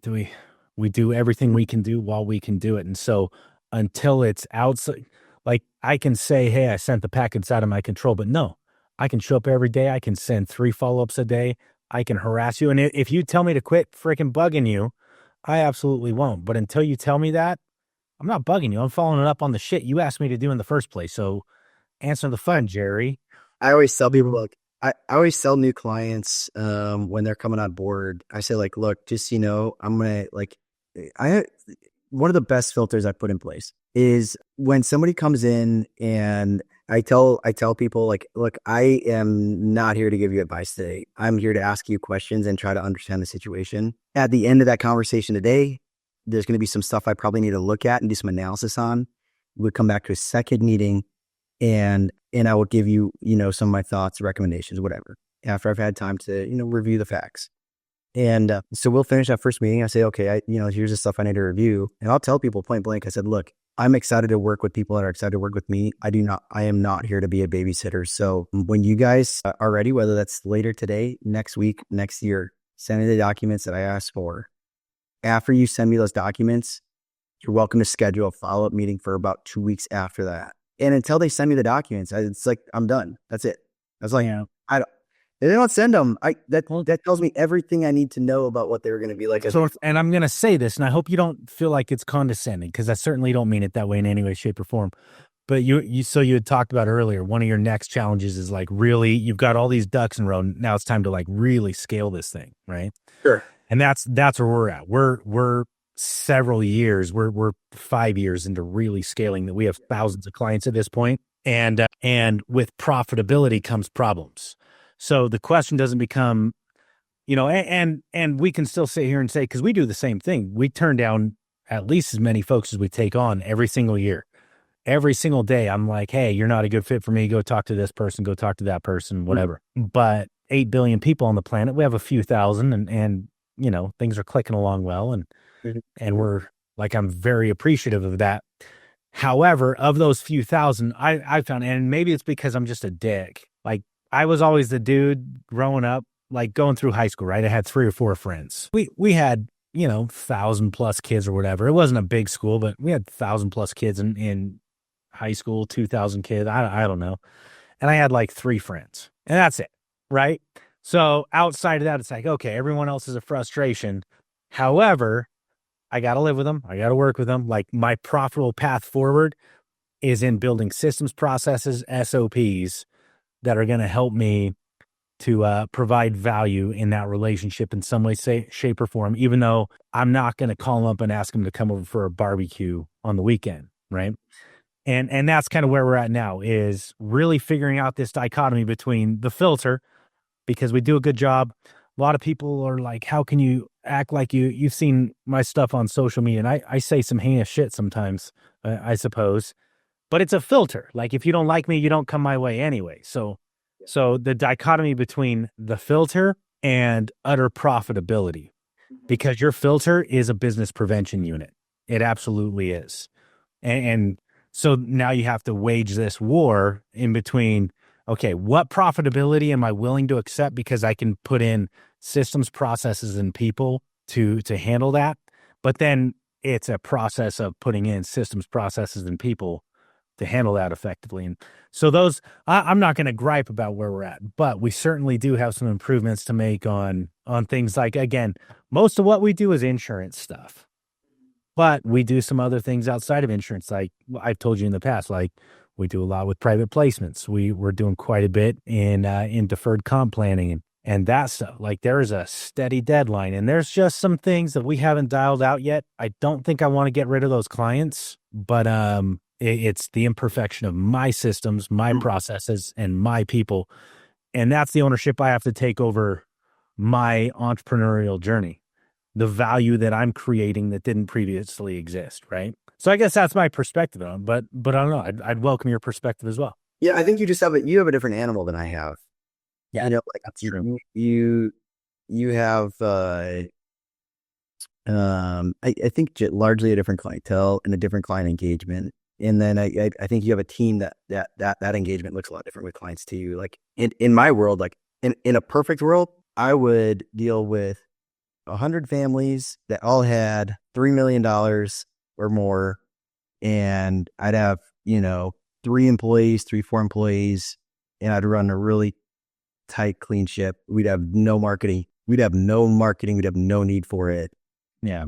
We would just take great care of these select clients and have no really additional desire for any non-organic, A++ growth. You know what I mean? It's just, but that's, I mean, I think that's sort of the difference sometimes between like being in the insurance space and being in the advisory space. I mean, I just like, I always tell people, like in real estate, it's more the difference between being like a broker and then being like a property manager. Right. It's like the property manager doesn't get any big paychecks, but he gets a steady paycheck, and he just gets to work with the same people all the time. Whereas, the broker, they get some big paychecks, they make a ton of money, but it comes in waves, it's up and down, and, they're always looking, it's a little bit more hunt and kill. And neither of those things are right or wrong. Yeah, they're different models. They come with different challenges, I think, from running a business. You know what I mean? The perspective is I think we're caught in this weird space because we do, and we hail much more from the insurance side where it's much more front loaded, absolutely. But you're also this whole other thing. Yeah. And so we have this weird split. And so they say, like, hey, if you want what somebody else has got, do what they've done and you'll get it, right? So follow their roadmap. And so if you're in financial planning and in the AUM game or whatever, it stands to reason that by and large, you find somebody that you really emulate and look up to in that regard, like do what they've done, and you'll by and large have what they have with some tweaks because things change, people change, whatever. And then vice versa on the other side. We're building this whole thing that hasn't existed. And then on top of that, we don't have one company. We have 6 companies. We have like our insurance and financial services company, which, by the way, we do employ registered representatives. I'm not a registered representative, but we employ registered representatives. We have that whole arm. We run them through a BD and okay. And well, like, and I'm not a registered rep, though. Like, that's not my model. I think the new. Yes, well, it's not my model, but we have registered representatives. When people want that, they're like, that's where we send them out. And then we have technology going, like we built we built CRMs, we built this, we built that. We have this mastermind training coaching company you've kind of seen some exposure around. Yeah. Like we've got all these different things. And so it's trying to bring all this cohesion in it. A lot of times it feels like you're holding a bowl of water, but you're walking on like shoeless on a bed of glass. Right. And so it's just everything's kind of fighting everything, but it's all like it's all there. It's the same bowl of water, but everything's fighting everything until you can figure out either how to put on a pair of shoes or how to walk on glass and not give a shit. And so that's the dichotomy we're fighting right now. But you're right, it's different models. So it's they're tangential, but they're different, and they just have, again, neither of them are good, bad, right, or wrong. They're just different, and I think they have some of the same unique challenges, and they have some challenges that are unique to themselves. So like, I mean, dude, for me, I got this real estate business as well that we're in the business of pretty much brokering residential real estate. And, I operate as our CFO on the partnership, and it's like, it's one of the things that is like, it's kind of quite a drag right now. Almost. It's really probably a negative carry for me, largely probably because real estate's been really tough the last couple of years. I mean, we've done great, but I think if we were back in a better market, we'd do just twice as good, which would be great. But I couldn't imagine running the number of plates you're spinning. You're operating a way bigger beast and animal than I am. I think, because I've been doing this since 2014, late 2014. So I think it's just time and space. I think you give yourself the same time and space. I think you're going to have just as much and more to juggle. You're more motivated. You're smarter. You're going to have a whole fuck ton. So I think it's just time and space that's put me here is all. Yeah, I think I think I'm aligning with the right people to have the partnerships and the systems and processes in place to plug more stuff into, and not have to put that all on me always, right? Yeah. And I think that comes from one of the sayings I learned, like I heard is, I actually heard this. So like on our real estate business, we broker through Keller Williams, and one of the gals, Russie Edwards, she works for the company that owns the local brokerage here. She just, like, I was talking one day, I don't remember what I was saying, but she said, you understand your genius that you live there. And I was like, that's it. I don't really care to be, like, for me, there is so much to learn just within my scope of genius, if you will. I don't really and it excites me. I don't my interest isn't in becoming the next, billionaire with a huge company, whatever. It's like, it just doesn't excite me. It'd be great, right? Like if I stumbled into that, I wouldn't be complaining. But like, I don't know that I have the drive, especially weighing it out, going back to the conversation about my family. Do I want to start a tech company ever? I don't know. I'm in talks right now with some people that we wish I would have never gotten into it. Don't do it. Well, it's like we have an idea for a disruptive tech company, and do I want to do it? Would it potentially be life-changing money? You know what I mean? If it played out and we had equity and, I had a liquidity event on the backside of that. Like, yeah, it could be huge. Am I willing to, with all the work I've put in the last couple of years, and now having, my son turns 3, my daughter will turn 1 in April. Do I want that for myself right now? And I think one of the coolest things I've done is help a couple of clients that have done well for themselves, have a sizable net worth, but they still have younger kids, and they just retire. They take either an early retirement kind of on a temporary basis, right? Or they really cut back to significantly part-time, and intentionally, so they can spend more time with their family while their kids are young. With the understanding that they'll probably go back to work or lean more into their profession again more after the kids are grown. They make that decision not because they're not saying, well, I'm going to draw down on my assets to retire, and then I'll have to go back to work to replenish my assets. They kind of know they enjoy what they do, and so when the kids are gone anyways, they're like, I really wouldn't be interested in retiring and not doing anything and just traveling the world with my wife while my kids are, off at college and trying to start their families and stuff. They don't have as much interest in that because they would just be wanting to be busy, but they do have an interest in spending time with their kids while they're young, and they can never get that time back. And so they kind of they shift their timelines to a non-traditional timeline of life and retirement. And I really have, I think that's a really cool idea. I think the demographic helps too, though, because and maybe that's not these particular clients, but, I spent more than a decade, almost a decade and a half in Utah. And it is a different demographic my wife and I, we got married, we were living in Utah, and we've got two beautiful boys, most beautiful little boys on her. I just love them to death. Yeah. And by the time our youngest graduates high school, Camille, I think, is going to be 38, 39. And he'll be graduated, and he's done and gone. We're done having kids. We can't have more. There were some medical issues, and we were just kind of told, not to. And so then it's okay, well, if the kids are graduated out of school and done and gone, I think it's a lot more appealing. It's a lot easier of a pill for me to swallow, being okay, I'll be 45, right? It's hey, at 44, 45 years old, for me to jump back into the workforce and need to go back to work just to make sure I can have the retirement I want. I've still got 20, 25 years of holy shit at that point. And what am I going to do? Go travel and this and that? No, we're traveling, and that's the business we're in, right? The business we're in, they send us all around the damn world. We've done so many cool things. And it's yeah, we can travel and we'll still find ways to travel, but our kids are done and gone and out of the home, and we're 45 years old. Dude, that's 9 years away from me. Yeah. That is not far. I am holy shit. It's kind of crazy, but I do think Utah and other communities around the US, maybe even the world, that kind of are similar, kind of pose that same thing where it's hey, get married young, have a family young, and then all of a sudden, you're mid 40s and you don't have fucking anything to do.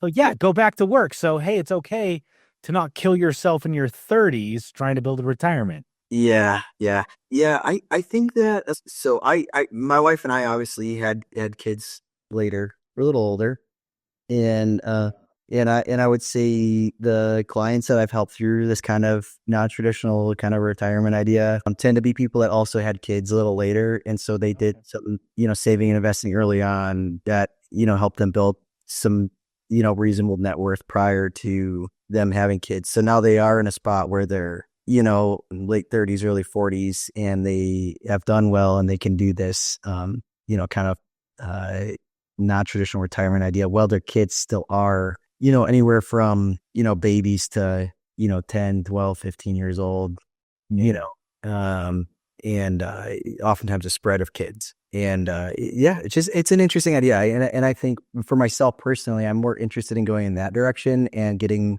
just my advisory business, just running really clean systems, processes, procedure, high quality operations staff that is dialed in, advisor support, with paraplanners and tax professionals and everything, just really a dialed in practice that is low stress because of the systems, policies, procedures, the identification of the clients we want to work with, who they are, what that means for them, what that means for us, clear in our messaging. And I think I have more interest in the next couple of years of getting to that, and then probably backing off a bit more and, coach at T-ball and you know what I mean? I love that for you, man. Well, it's I was thinking about it, even just this last week. Is one of the things I'm considering is just changing my office hours. I've already dialed it back. I really don't take meetings on Friday afternoons. I typically don't take a meeting, if it starts after 4, and it's I've really protected my schedule a lot that way, which has been great. But I'm thinking of almost just making my office hours market hours, and 5 days a week, I'm just going to go home at 2:30 or 3 o'clock. You know what I mean? After market closes up, markets are done trading, close up shop, and, head home and enjoy life. I'm an early morning guy anyways. So, I mean, I'm usually to the gym and to the office by 7:30. I think you ought to do that, man. I don't regret what I've done with my stuff, most of the time. Like there are sometimes I'm sitting there, I'm just butt ass naked, but I've got some New Balances on for some reason. But like when all I used to do was run my agency and I didn't have multiple, it was just like we did, and we don't do this now, but we used to do like home insurance, auto insurance, business insurance, life insurance, Yeah. annuities. And it was just like it was an agency, right? Cut, simple, dry. That's probably the most profitable I've ever been. Not from day one. Day one, I was going bankrupt. But like by the time I got it rolling, Yeah. that's easily the most profitable I've ever been. And simple. And I was down to like, hey, I can work 10 hours a week and I can bring in 7+ figures a year and like profit. And it's kind of cool. But then like go all the way back an hour and a half ago, talking about ego. And I think a lot of it has to do with the ego. Another part of me feels like I'm called to this thing. It was when I started like, okay, I want to help all these other agents. Well, how do I help them? Well, I got to teach them. Okay. So I'm going to start a coaching program and a mastermind. Well, they lack resources. Okay. Now we're going to start a tech company. And well, now they lack okay. Now we're going to do this. And it's just become so complicated that's like, holy shit. I'm very fulfilled in what I'm accomplishing in the industry, but I was more profitable, more productive. I do feel like this is some real shit. I do feel like I was a better husband and father when I just got really, really good at doing my thing and I stuck to my thing. And and to this day, like I'm still pretty fucking good at that thing. But like that was my thing and that was it. And there was nobody that was going to be better than me. And like I didn't worry about anything else. Does that make sense? Yeah, no, it does. I mean, I think that's what I like it. Man, in a perfect world, we have an EA in the firm now, enrolled agent, so he can, and a lot of the tax questions and tax expertise when we're doing planning. Carissa's, she's a wealth manager that has years of experience, comes out of the kind of really heavy on the customer service side. She came from a large bank, and so she's really great with, planning and people skills. And she's really helped me in that regard. But I think as I continue to build that out, I mean, I got my real estate guys and, they help us, the clients that have a need for local transactions, we can send it, sort of outsource that, we have the tax experts, we got the planning experts. It's like the last 4 days of work, for five work days, I have had one meeting and one meeting. And the reason I hadn't had more is because, I mean, we're trying to get a couple of things buttoned up for the end of the year. So it's just been some client servicing stuff, but even Carissa's really done a lot of that work. The bigger thing is that the markets were really moving. And starting last Friday, I went back and I was making sure that clients' accounts were allocated right, and I was trading the markets. And in particular, I was kind of paring it back because the market was the internals were just not healthy. I don't want to get too deep into it and whatever. But so like I've spent a lot of time trading the last 4 days, and to me, that's the most fun stuff, anyways. Right? I mean, like the wins when they come on that are so amazing. It's great, and I mean, to me, that is me using a technical skill that I enjoy. And it makes a meaningful, impactful, and visibly quantifiable difference in somebody's life, right? And so the more that I can offload that's not that, live in my genius of investment management, the happier I think I'm going to be. And the more that I can just then say, look, if it's not market hours and we're not trading, like it either has to wait till tomorrow when the markets are open. So let's just talk tomorrow, or one of the other people on the team are going to be able to take care of that. And that's sort of, I mean, to me, that's like the pinnacle, right? But I don't know. I will spend a whole day at work not talking to anyone because I'm just looking at charts all day and trying to figure out markets and thinking through things. I mean, I do a lot of just sitting and thinking and reading and whatever. And I don't know, I'm a dork for it, I guess. I'm a nerd, but it's like what I enjoy. I really genuinely enjoy it. And so, like, if it's not that, then I don't want to be bogged down with doing stuff just because I'm like being greedy. It's like, I don't need more in life financially. It's like, if it's not what I'm really loving and enjoying, then I want to spend more time at home and I try to lean into that relationship with my kids. I mean, the first The first year my son was alive was tough because I've never felt so useless ever. It's like, here is, new mom up all night, breastfeeding exclusively. And this kid just acts like I do not exist. Like, it is like, I might as well have been just Scrooge McDuck. You know what I mean? It's like, I can't feed him. He doesn't want to play with me. He doesn't want to look at me. I can't hold him. I can't put him to bed. I can't do anything. And so now I got to sit here, and not only can I not do anything, but I have to observe my wife doing it all. Who's also frustrated that you're not doing more, but like, there's nothing you Well, can do. and she is just, she's understandably frustrated Absolutely. that, I get to go to work and interact with adults all day and go to the gym still and whatever. She can't leave this baby for literally 5 minutes. And that started to change when he was like 18 months old, like walking, talking, getting, the personality going. And what really changed was when my daughter was born, and I committed to my wife that I was going to take 2 weeks off of work. And so back in April, for those 2 weeks, I think I answered maybe 1 or 2 calls and responded to, 1 text, and I had to do like just 1 or 2 trades. And monitored the book every morning a little bit and monitored the markets, but just did it from home really quick while everyone was eating breakfast, sort of deal. Yeah, just make sure there was no big emergencies. Yeah. Yep. And that was a really big lift and a really big stress test for me on communication and systems and support staff knowing what to do and all that kind of stuff. It went really smooth. But most importantly, like, while my wife was, figuring out the new baby and I mean, you have kids, so it's like they don't sleep at night and they sleep during the day, and then it's like all different and whatever. And I just hung out with my son, for like 2 weeks. And we played in the yard. We played a ton of golf in the yard. I mean, just hitting wiffle balls back and forth across the yard and playing trucks and, spraying the hose and whatever. And I'd take him places. We'd just go out and just do stuff. And ever since then, he's like my little buddy, and he's so happy to see me when I come home and we hang out, and he always wants to play, and he pretends like you wouldn't imagine. I mean, this kid's got an imagination that is unquantifiable. But it's like, what changes, I spend the time with them, and learning how to spend the time with them and learning how to be a dad through that experience. My relationship with my daughter is already significantly better and infinitely further ahead than it ever was with my son at this age.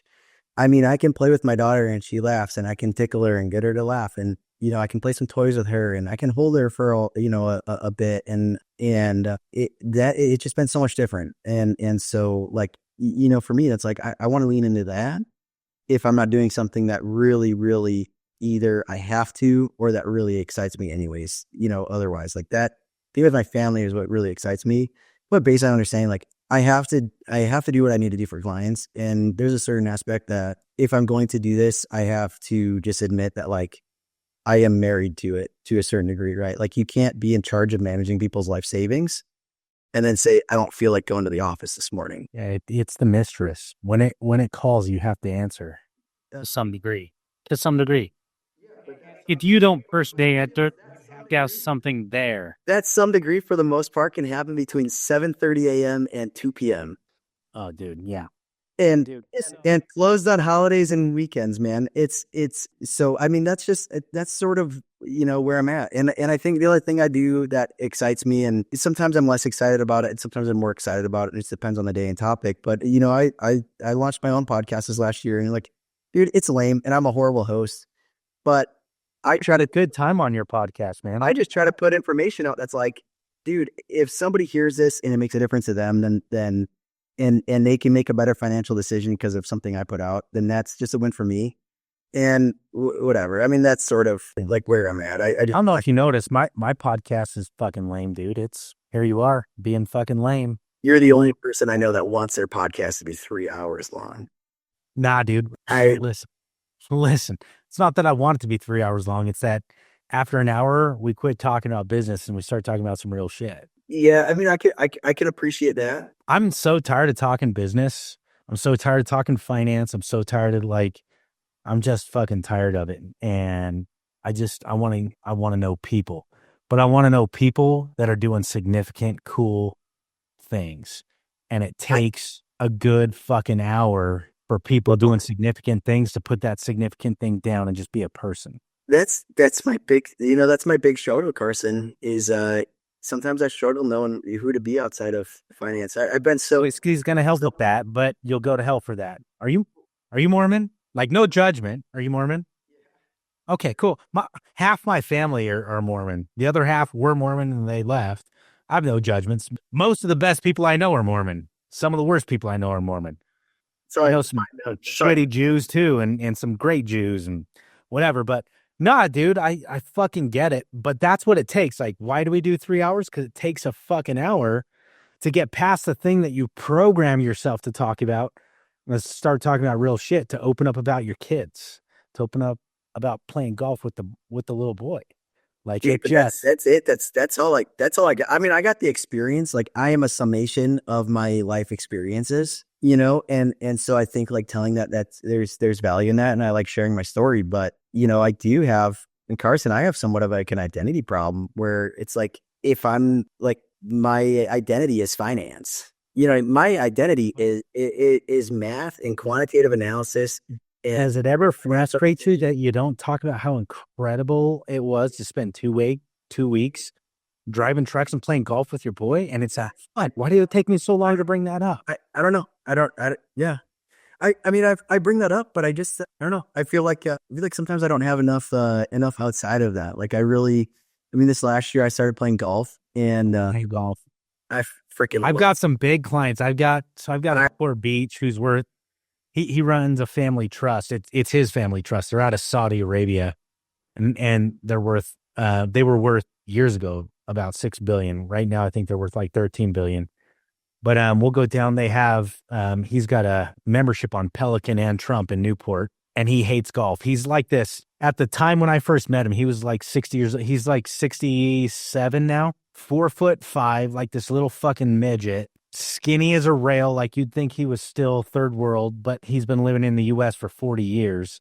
Yeah. No, but Middle Eastern man. He was actually born in Lebanon, and we do a bunch of really cool stuff for him. So we'll go down and we go out on the golf course. And the first time I was down there was, I think it was actually 2019. I think 2019. Is that when Avengers Endgame came out?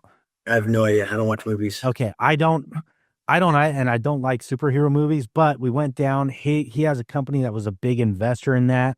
And so we got to go to not the red carpet, the night before they do a private viewing for cast and crew, and the Old Town Newport Beach Theater. We went there, and dude, it was fucking cool. So cool. I mean, we're talking cast and crew, but they're there in sweats, no press.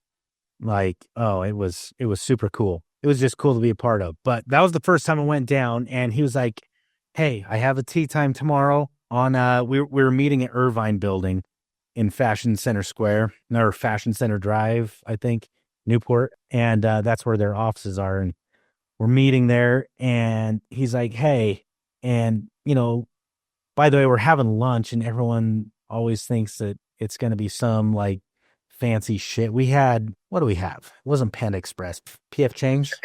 Yeah, they ordered in Chang's, dude. Like, multi-billion-dollar company, and they're just like, let's just get some Chang's. Could have been Taco Bell, who knows? Like, they didn't, just real people. But he's like, hey, I've got this tea time. You want to golf? And I was like, I fucking hate golf. And he's like, me too. So I'll make you a deal. Let's go get breakfast first, so we're not total crazy assholes. And then what if we just go drive the golf cart around and drink whiskey?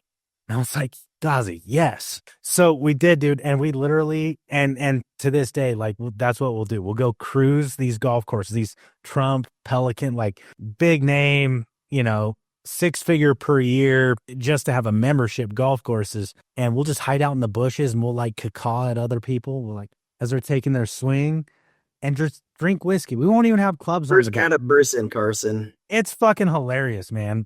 But anyways, I don't mean to derail the conversation. I hate golf. I always thought I hated it. And I started playing last year, and dude, I'm freaking addicted, man. That's your Caucasian midlife crisis. You need a sports car.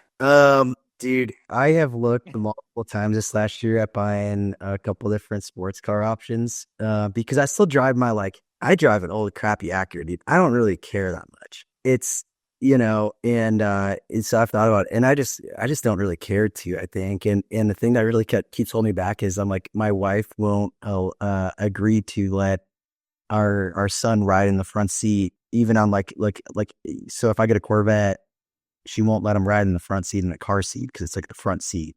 Right. So then all of a sudden I'm like, I got to buy now I got to buy like a Camaro instead. I never back seat, but then like you got to go, you know what I mean? You get them in and out of the back. I never did the sports car thing, and then I moved to Vegas, and we actually lived in Boulder City, but my office was in Vegas. So it was about a 25-minute drive every day, and I was like, if I'm going to drive it, I'm going to love it. So I bought a Camaro 2SS, and then we put some work in it and did some like cams and some other things, and that thing fucking ran. My God. The only reason we sold this is because we moved up here to Idaho. We're just a little bit outside of Yellowstone at this point. And you can't drive it because half the damn year there's snow on the road and the other half the year there's still salt on the road and it won't hook up. It doesn't matter what you do. They don't hook up. Like, what's the fucking point? But dude, I'm going to tell you this. You just buy the damn Corvette or the Camaro, man. It's so fun. Oh my God. I don't know that I would get enough, and it's too much of a numbers guy, man. So you know what's the opportunity cost on that money, and I don't know. Yeah, at some point though, you just lean into sunk costs, and you're like, I'm gonna spend the money either way. Like, just but like I'm okay to hold on to the money though until I feel like it's something that I like really want to spend it on. So like one of my longer term goals, I want to get a cabin, like a lake cabin in northern Wisconsin, and dude, with Tesla Starlink now, I can have a lake house in northern Wisconsin, private dock, boat in the water, all summer, and trade during market hours if I need to, right? Manage my thing, have all my team back here in St. George, Wisconsin. Everyone's kind of, running the operation. I got to just manage markets, which is only open for a couple hours a day. Dude, I could be taking phone calls like I hope you buy it. I could be taking phone calls while I'm fishing for bass, dude, with my kid. It's like, I was going to say, I hope you buy it. I'm going to come fish right off your dock, but I don't even fish. I'm just going to sit there and drink beer. I'm going to have a bobber with no bait. No shortage of that in Wisconsin. But that's like, I just look at it and say like, I don't know that I would get enough enjoyment out of a Corvette right now relative to the opportunity cost. And that would detract from me, living that goal when the time comes. And so some of that I look at it and say like, if I went and bought, like we've looked at, I look at properties every once in a while, and it wouldn't, like, even buying the property now, I wouldn't get the enjoyment out of it. My kid's 3, my daughter's not even 1. That's just going to be stressful to have them out by a lake property. So I got a couple of years, and that's where I've just leaned in, and I'm focusing on building this. And in a couple of years, when it is more feasible to take my kids somewhere for the entire summer with my wife, and we go, have really tight knit family time all summer long. We got a full business, right? We got all the clients we want and need, and we're serving them at an extremely high level. And it's low stress, high communication, the right expectations, the right results are happening for people. And it affords me the flexibility to go do that kind of stuff. But I realize that I have to build that first. And so I'm trying to focus on building that at a time when it's not realistic. It's just like times and seasons, right? It's not the time of the season for me to own a lake property and have my kids out there. It's like, I'm not going to put my kid. I had a bass boat, and actually like 2 months after my kid was born, I sold that. I was like, there's no way I'm going to have time to go fishing. Like I could see on the wall, like, just like, I used to be able to get home after work and be like, honey, hop in the truck. We're going out to Sand Hollow. I had to hook up the boat, take me 5 minutes, 10 minutes up to Sand Hollow, toss it in the water. She'd read a book on the boat while I bass fished, and we'd hang out all night, go home, 9:00, and, back the boat in, unhook it, done, shower up, go to bed. It was a great evening. It's like, can't do that with kids, man. And I saw that, and I'm like, I'm just selling the boat. This is like times and seasons. And so like my personality right now, unfortunately, I feel like is like, dude, it's all business all the time, because I'm just so, I guess, dialed in and focused on trying to build, lay down the foundation and build what I need to, so that I can have, when the time is more right to do some of those more significant activities that require bigger chunks of time and more amounts of money, I am prepared to do that. So let me ask you this, dude, because this is something I struggle with. I was born and raised, we didn't have a farm like you guys had the farm, but I was born and raised blue collar, like in auto repair. My old man worked 100 hours a week. My first two businesses. So I actually owned businesses before I got into this, which I do feel like has helped me be successful in this because I learned a few things to do and a whole lot of things not to do, right? Yeah. But I was in auto repair and we ran shops, and that's how I got to know Tim really well. I think I was his best customer because every time I got mad, I'd throw a fucking tool across the street, and now I got to buy a new air gun for $800 from Snap-on or whatever. But it taught me to work, and like from the time I was 6 years old, it was like, hey, you got spare time, homework is done, and whatever, go down to the shop. Like, you can sweep the floors, you can crush oil filters, you can do, like, dad needs help, right? And we didn't have money growing up. We had my old man owned his shops, but we're not talking like big shops. We're talking like we were lucky to have a Christmas where we got oranges and a pair of socks and a church belt or something. But it put food on the table all year long, and I'm very grateful for that. And so as kids, we had to go work. And so now, like, I know how to work. And there's times, and like you say, times and seasons that I've had times where it's like, man, for 6 months or 6 years, I can work 10 hours a week and make hundreds of thousands or more and like literally bring that money home, and I'm just socking it away, and 7 figures and socking it away. And then there's times where it's like, hey, the shit's hitting the fan. You got to get your ass out of bed at 4:30 in the morning so you can be there at 5 and go to fucking work. And for me, it's not a thing. Like, I just wake up and do it. But I've got these two little gentlemen, 8 and 10, Jensen and Jameson, and I'm trying like hell to teach them to work. And they're the best little boys, man. They frustrate the hell out of me, especially my oldest boy, Jensen, because his arguments make sense, and I just want to fucking knock him down. Sounds familiar. Oh, dude. But like this kid, he's like 4th grade and reading like Les Miserables, and he's like, stop it. Just chill out, buddy, But anyways, it's like, that's one thing that's always, since I got in this business in 2014, I've always worried about it, and I still worry about it. How do I teach them to work? And so we do so much shit we're doing projects, we build shit, we do this, we fix cars on the weekends, we do we rebuild dirt bikes from the ground. We'll tear everything off, strip down the frame, repowder coat the frame, and build it back, the whole wire harness, everything. I'm just trying to teach them to work. Is that a concern for you with your kids at all? Or what do you hope your kids get from what you do? And do you have any insecurities about, like, what gaps are you worried about, like, filling for them? I don't know. Does that make sense? Yeah. Yeah. No, I think, I'm definitely nervous about it. Just, I mean, like, you never know, right? Kids are wild cards. So you hope your kids, turn out, just like a better version of yourself, and some of us are great examples of that's not the case. Right. And maybe it's, just a different version of yourself. I mean, what I have the luxury of doing is looking back at my own childhood and just saying, what did my parents do that I thought worked well, and what did my parents do that I thought didn't work well, and just try to improve upon what they did, which they did the best of what they knew how, right? Yeah. But that's what learning is always about, right? Is the after action report, the accountability, and the self-awareness, and then moving forward. And I don't know. I know in particular, I have a little bit of an anger problem traditionally, and I really try to work on that. I think my wife and my marriage has really helped me learn a lot of patience. And sometimes I can have a lot of patience, and I think when situations get really stressful, that's when I ironically have the most patience. But I'm always a little bit nervous about, losing my cool on the kids. And it doesn't take much to ruin your credibility with a kid, And so I think I have more concerns about my ability to handle situations and convey the right message, and communication with them. I mean, like, I'm long-winded. I know I'm long-winded. I talk 5 or 6 times more than I probably need to. And I am not passionate about it. I'm not a man of few words. I got I got thoughts, opinions. I ask questions. I'll give my thoughts. I like to engage in conversation, but I got to spin my web in my head of my thoughts and try to communicate that out to people. And I'm not, the communication is not my strong suit.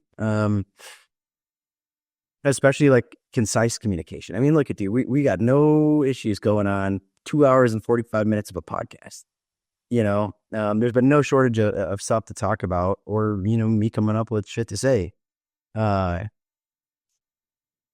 that's not effective with kids. And my wife reminds me, all the time, like, hey, he's 2.5. He doesn't. The more you say, the less he understands. The more you say, the less he internalizes it. And so I'm nervous about my ability to convey the message correctly. It's like, I don't know.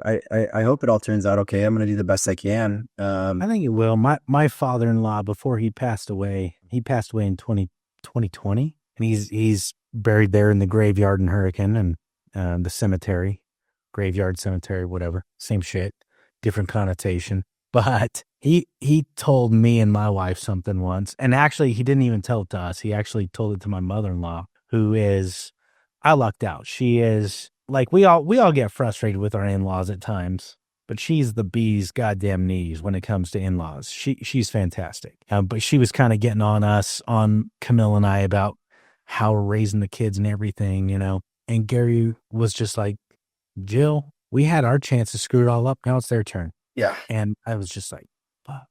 Like it put all the pressure on, because it was like, oh shit, we're going to screw up. But it also took all the pressure off. Like, it doesn't matter what we do. Doesn't matter how perfect we try to be. And we are like dude, we talked about this an hour ago, that angsty teenager, like from their perspective, we're going to screw shit up. And then they're going to have their turn to screw it up. And then their kids are going to have their turn to screw it up. But all we can do is the best we can do with what we have. And that's it. And it was like, it's probably one of the most comforting things that's ever been told to me as a parent. I don't know. Not sure where I'm going with that, but. And I don't know that I've ever been told anything comforting as a parent at all, other than yeah, don't worry, they're sturdier than you think. Yeah. You can throw them off a bridge or, no, don't do that. Yeah, I mean, sometimes you think that you ought to, but I've never wanted to throw them off a bridge. I wanted to. A big one, just like maybe that little one at Sullivan Park with the ducks, that swim below it or something, Yeah. Yeah, that, or just, I don't know, fucking kick them, or no, don't do that. Don't kick them. I'm gonna get you canceled before you even blow up. Shit. Listen, man, at this stage, I've said enough stuff to enough people and tell people how I think and feel. I don't know how easy it would be to cancel me. Dude, so what do you want to say? We've only got a couple minutes left here, and we don't have to go all the way to 3-hour mark if we don't want to. But here's something I want to ask you, kind of in closing, because you're like, so in our mastermind, we do this thing where somebody says some heinous shit and we write it down, and then we make a T-shirt out of it and distribute that. And we have all sorts of T-shirts. Like we've got all sorts of shit of stuff. One of the T-shirts we've never actually distributed, but it's a whole saying, is that mama didn't raise no short-winded boy. And that's my thing. I can talk and talk and talk. Your mama didn't raise no short-winded boy either. So, we got some time. You can spend as much time answering this as you want. That's my point.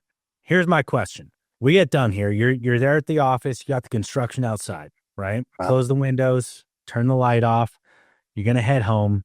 You walk outside, and there's some piece of shit running a Mini X, for some damn reason. But you got your little douchebag friggin' Bluetooth in, talking to somebody about markets in Japan or something. You're not paying attention. He swings that boom, hits you in the head. You don't die. You get up off the ground. You're yelling at him. You're like, what the fuck? He pulls out a machete, chops you down. You're dead. You shouldn't have yelled at him. Like, he was going through some shit and you just triggered him. But anyways, you're fucking gone. You don't make it home. You don't get to see your wife again. You don't get to see your kids again. Okay. This is the scenario. You got chopped up into bits. Turns out he was, what is it? MS-13. He was a cannibal, and he was cartel as fuck. He literally ate a foot before the police could get there. And don't ask me why he started with the feet, but he did. So in that scenario, because me and my team, whatever happens after this, we're still going to put this shit on YouTube, Google, and everywhere else, Apple Podcasts. if this was the last opportunity you had to ever share value with the finance world, with all the people we talked about that you don't really love, with your wife, with your kids, your parents, or anyone else, if this was your last opportunity ever to give anything of significance to anyone, what would you want to say? I think there's one thing that always bugs me as someone that I just open-minded and critical thought, and there's something that flies in the face of that. And I think the other part is kind of a moral compass that is just. And so the first thing I want to say is, there's absolutely no such thing as an absolute. Nothing's absolute. There's always an exception. There's always a situation. There's always additional context. Nothing's absolute. However, there's one thing that should be absolute, and it's that your integrity absolutely should not be for sale. Yeah. Why is that so important to you? I think people get too dogmatic in how they think, and I think it's destructive to themselves and to people around them. It's too easy to get trapped in your own worldview. And not to sound like some kind of, philosophy student or something, but I mean, I'm particularly passionate about it in, like the financial industry, but like, you could think absolutely Fords are a piece of crap truck and you'll only ever buy a Chevy. Well, they are. Well, but they are until they aren't. Yeah. You know what I mean? So you're going to live your whole life. What if they end up making the best truck next year that ever comes out ever, and it's the best truck, and you never had the chance to even get it, drive it, own it? It could have been the greatest thing ever, and you didn't even give it a second thought because you absolutely think they suck no matter what. It's not absolute. Things change, and there's additional context and circumstances. But I think what I've learned, and growing up, my dad always tried to tell us this lesson, and there's been moments in my life where you have to learn it the hard way. And then you learn the lesson, you get tested on it later, right? And what I can tell you is everyone makes poor choices and everyone makes mistakes. And so at some point you will do something, you have done something, or you will do something that violated your integrity. And having, done that in when I was younger, it is really hard to recover from. And, but if you can do it and restore your integrity, your belief in yourself, and then when you have that next big moment where your integrity is tested and you maintain your integrity, it will change you as a person. And there is nothing that I would hold more sacred, I think, to myself at this point in life than my integrity. And so regardless of how tough the situation is, whatever it may be, absolutely don't sell your integrity. Don't come up short on that. It is probably the most difficult thing to recover from. And just don't put yourself in that situation. So whatever you have to do, live your life in a way that when the times get tough, you can make the right choice. Love that, man. I love that. Anything else you want to share with folks before we close out? Where can they find you? I know you've got your own podcast. You've got some social media you're rolling. Where can people find you? Website, DuCharmeWealth.com. DuCharme? Yep. DuCharme. I mean, I'm on the social platforms. If you want to see me talking crap, X is the best place to find me for that. We, Facebook, Instagram, DuCharme Wealth, YouTube channel, podcast, DuCharme Wealth Management Podcast. It's not hard to find me. Pop by my office if you're in St. George. Text me, call, email, whatever your preferred method is, I suppose. Not a hard person to find. Yeah. There it is. That's it. You wrapping up? You done? What else do you want to know about? I've probably given you more of my personal story than most people have ever been able to spend together. And you wonder why the fuck I schedule 3 hours. I can give a shit about the finance. It's not that I could give a shit about it. It's great. And I hope folks come and talk to you about it. I've got like 2 or 3 people in my mind. I literally was like, okay, I got to make that introduction. But I give a fuck what you're going to do financially if you're a goddamn douche. Not a DuCharme, but a douche. And you're not. So that's what this podcast is about, is going far enough that you actually get to know a person. So Yeah. I appreciate your time, man.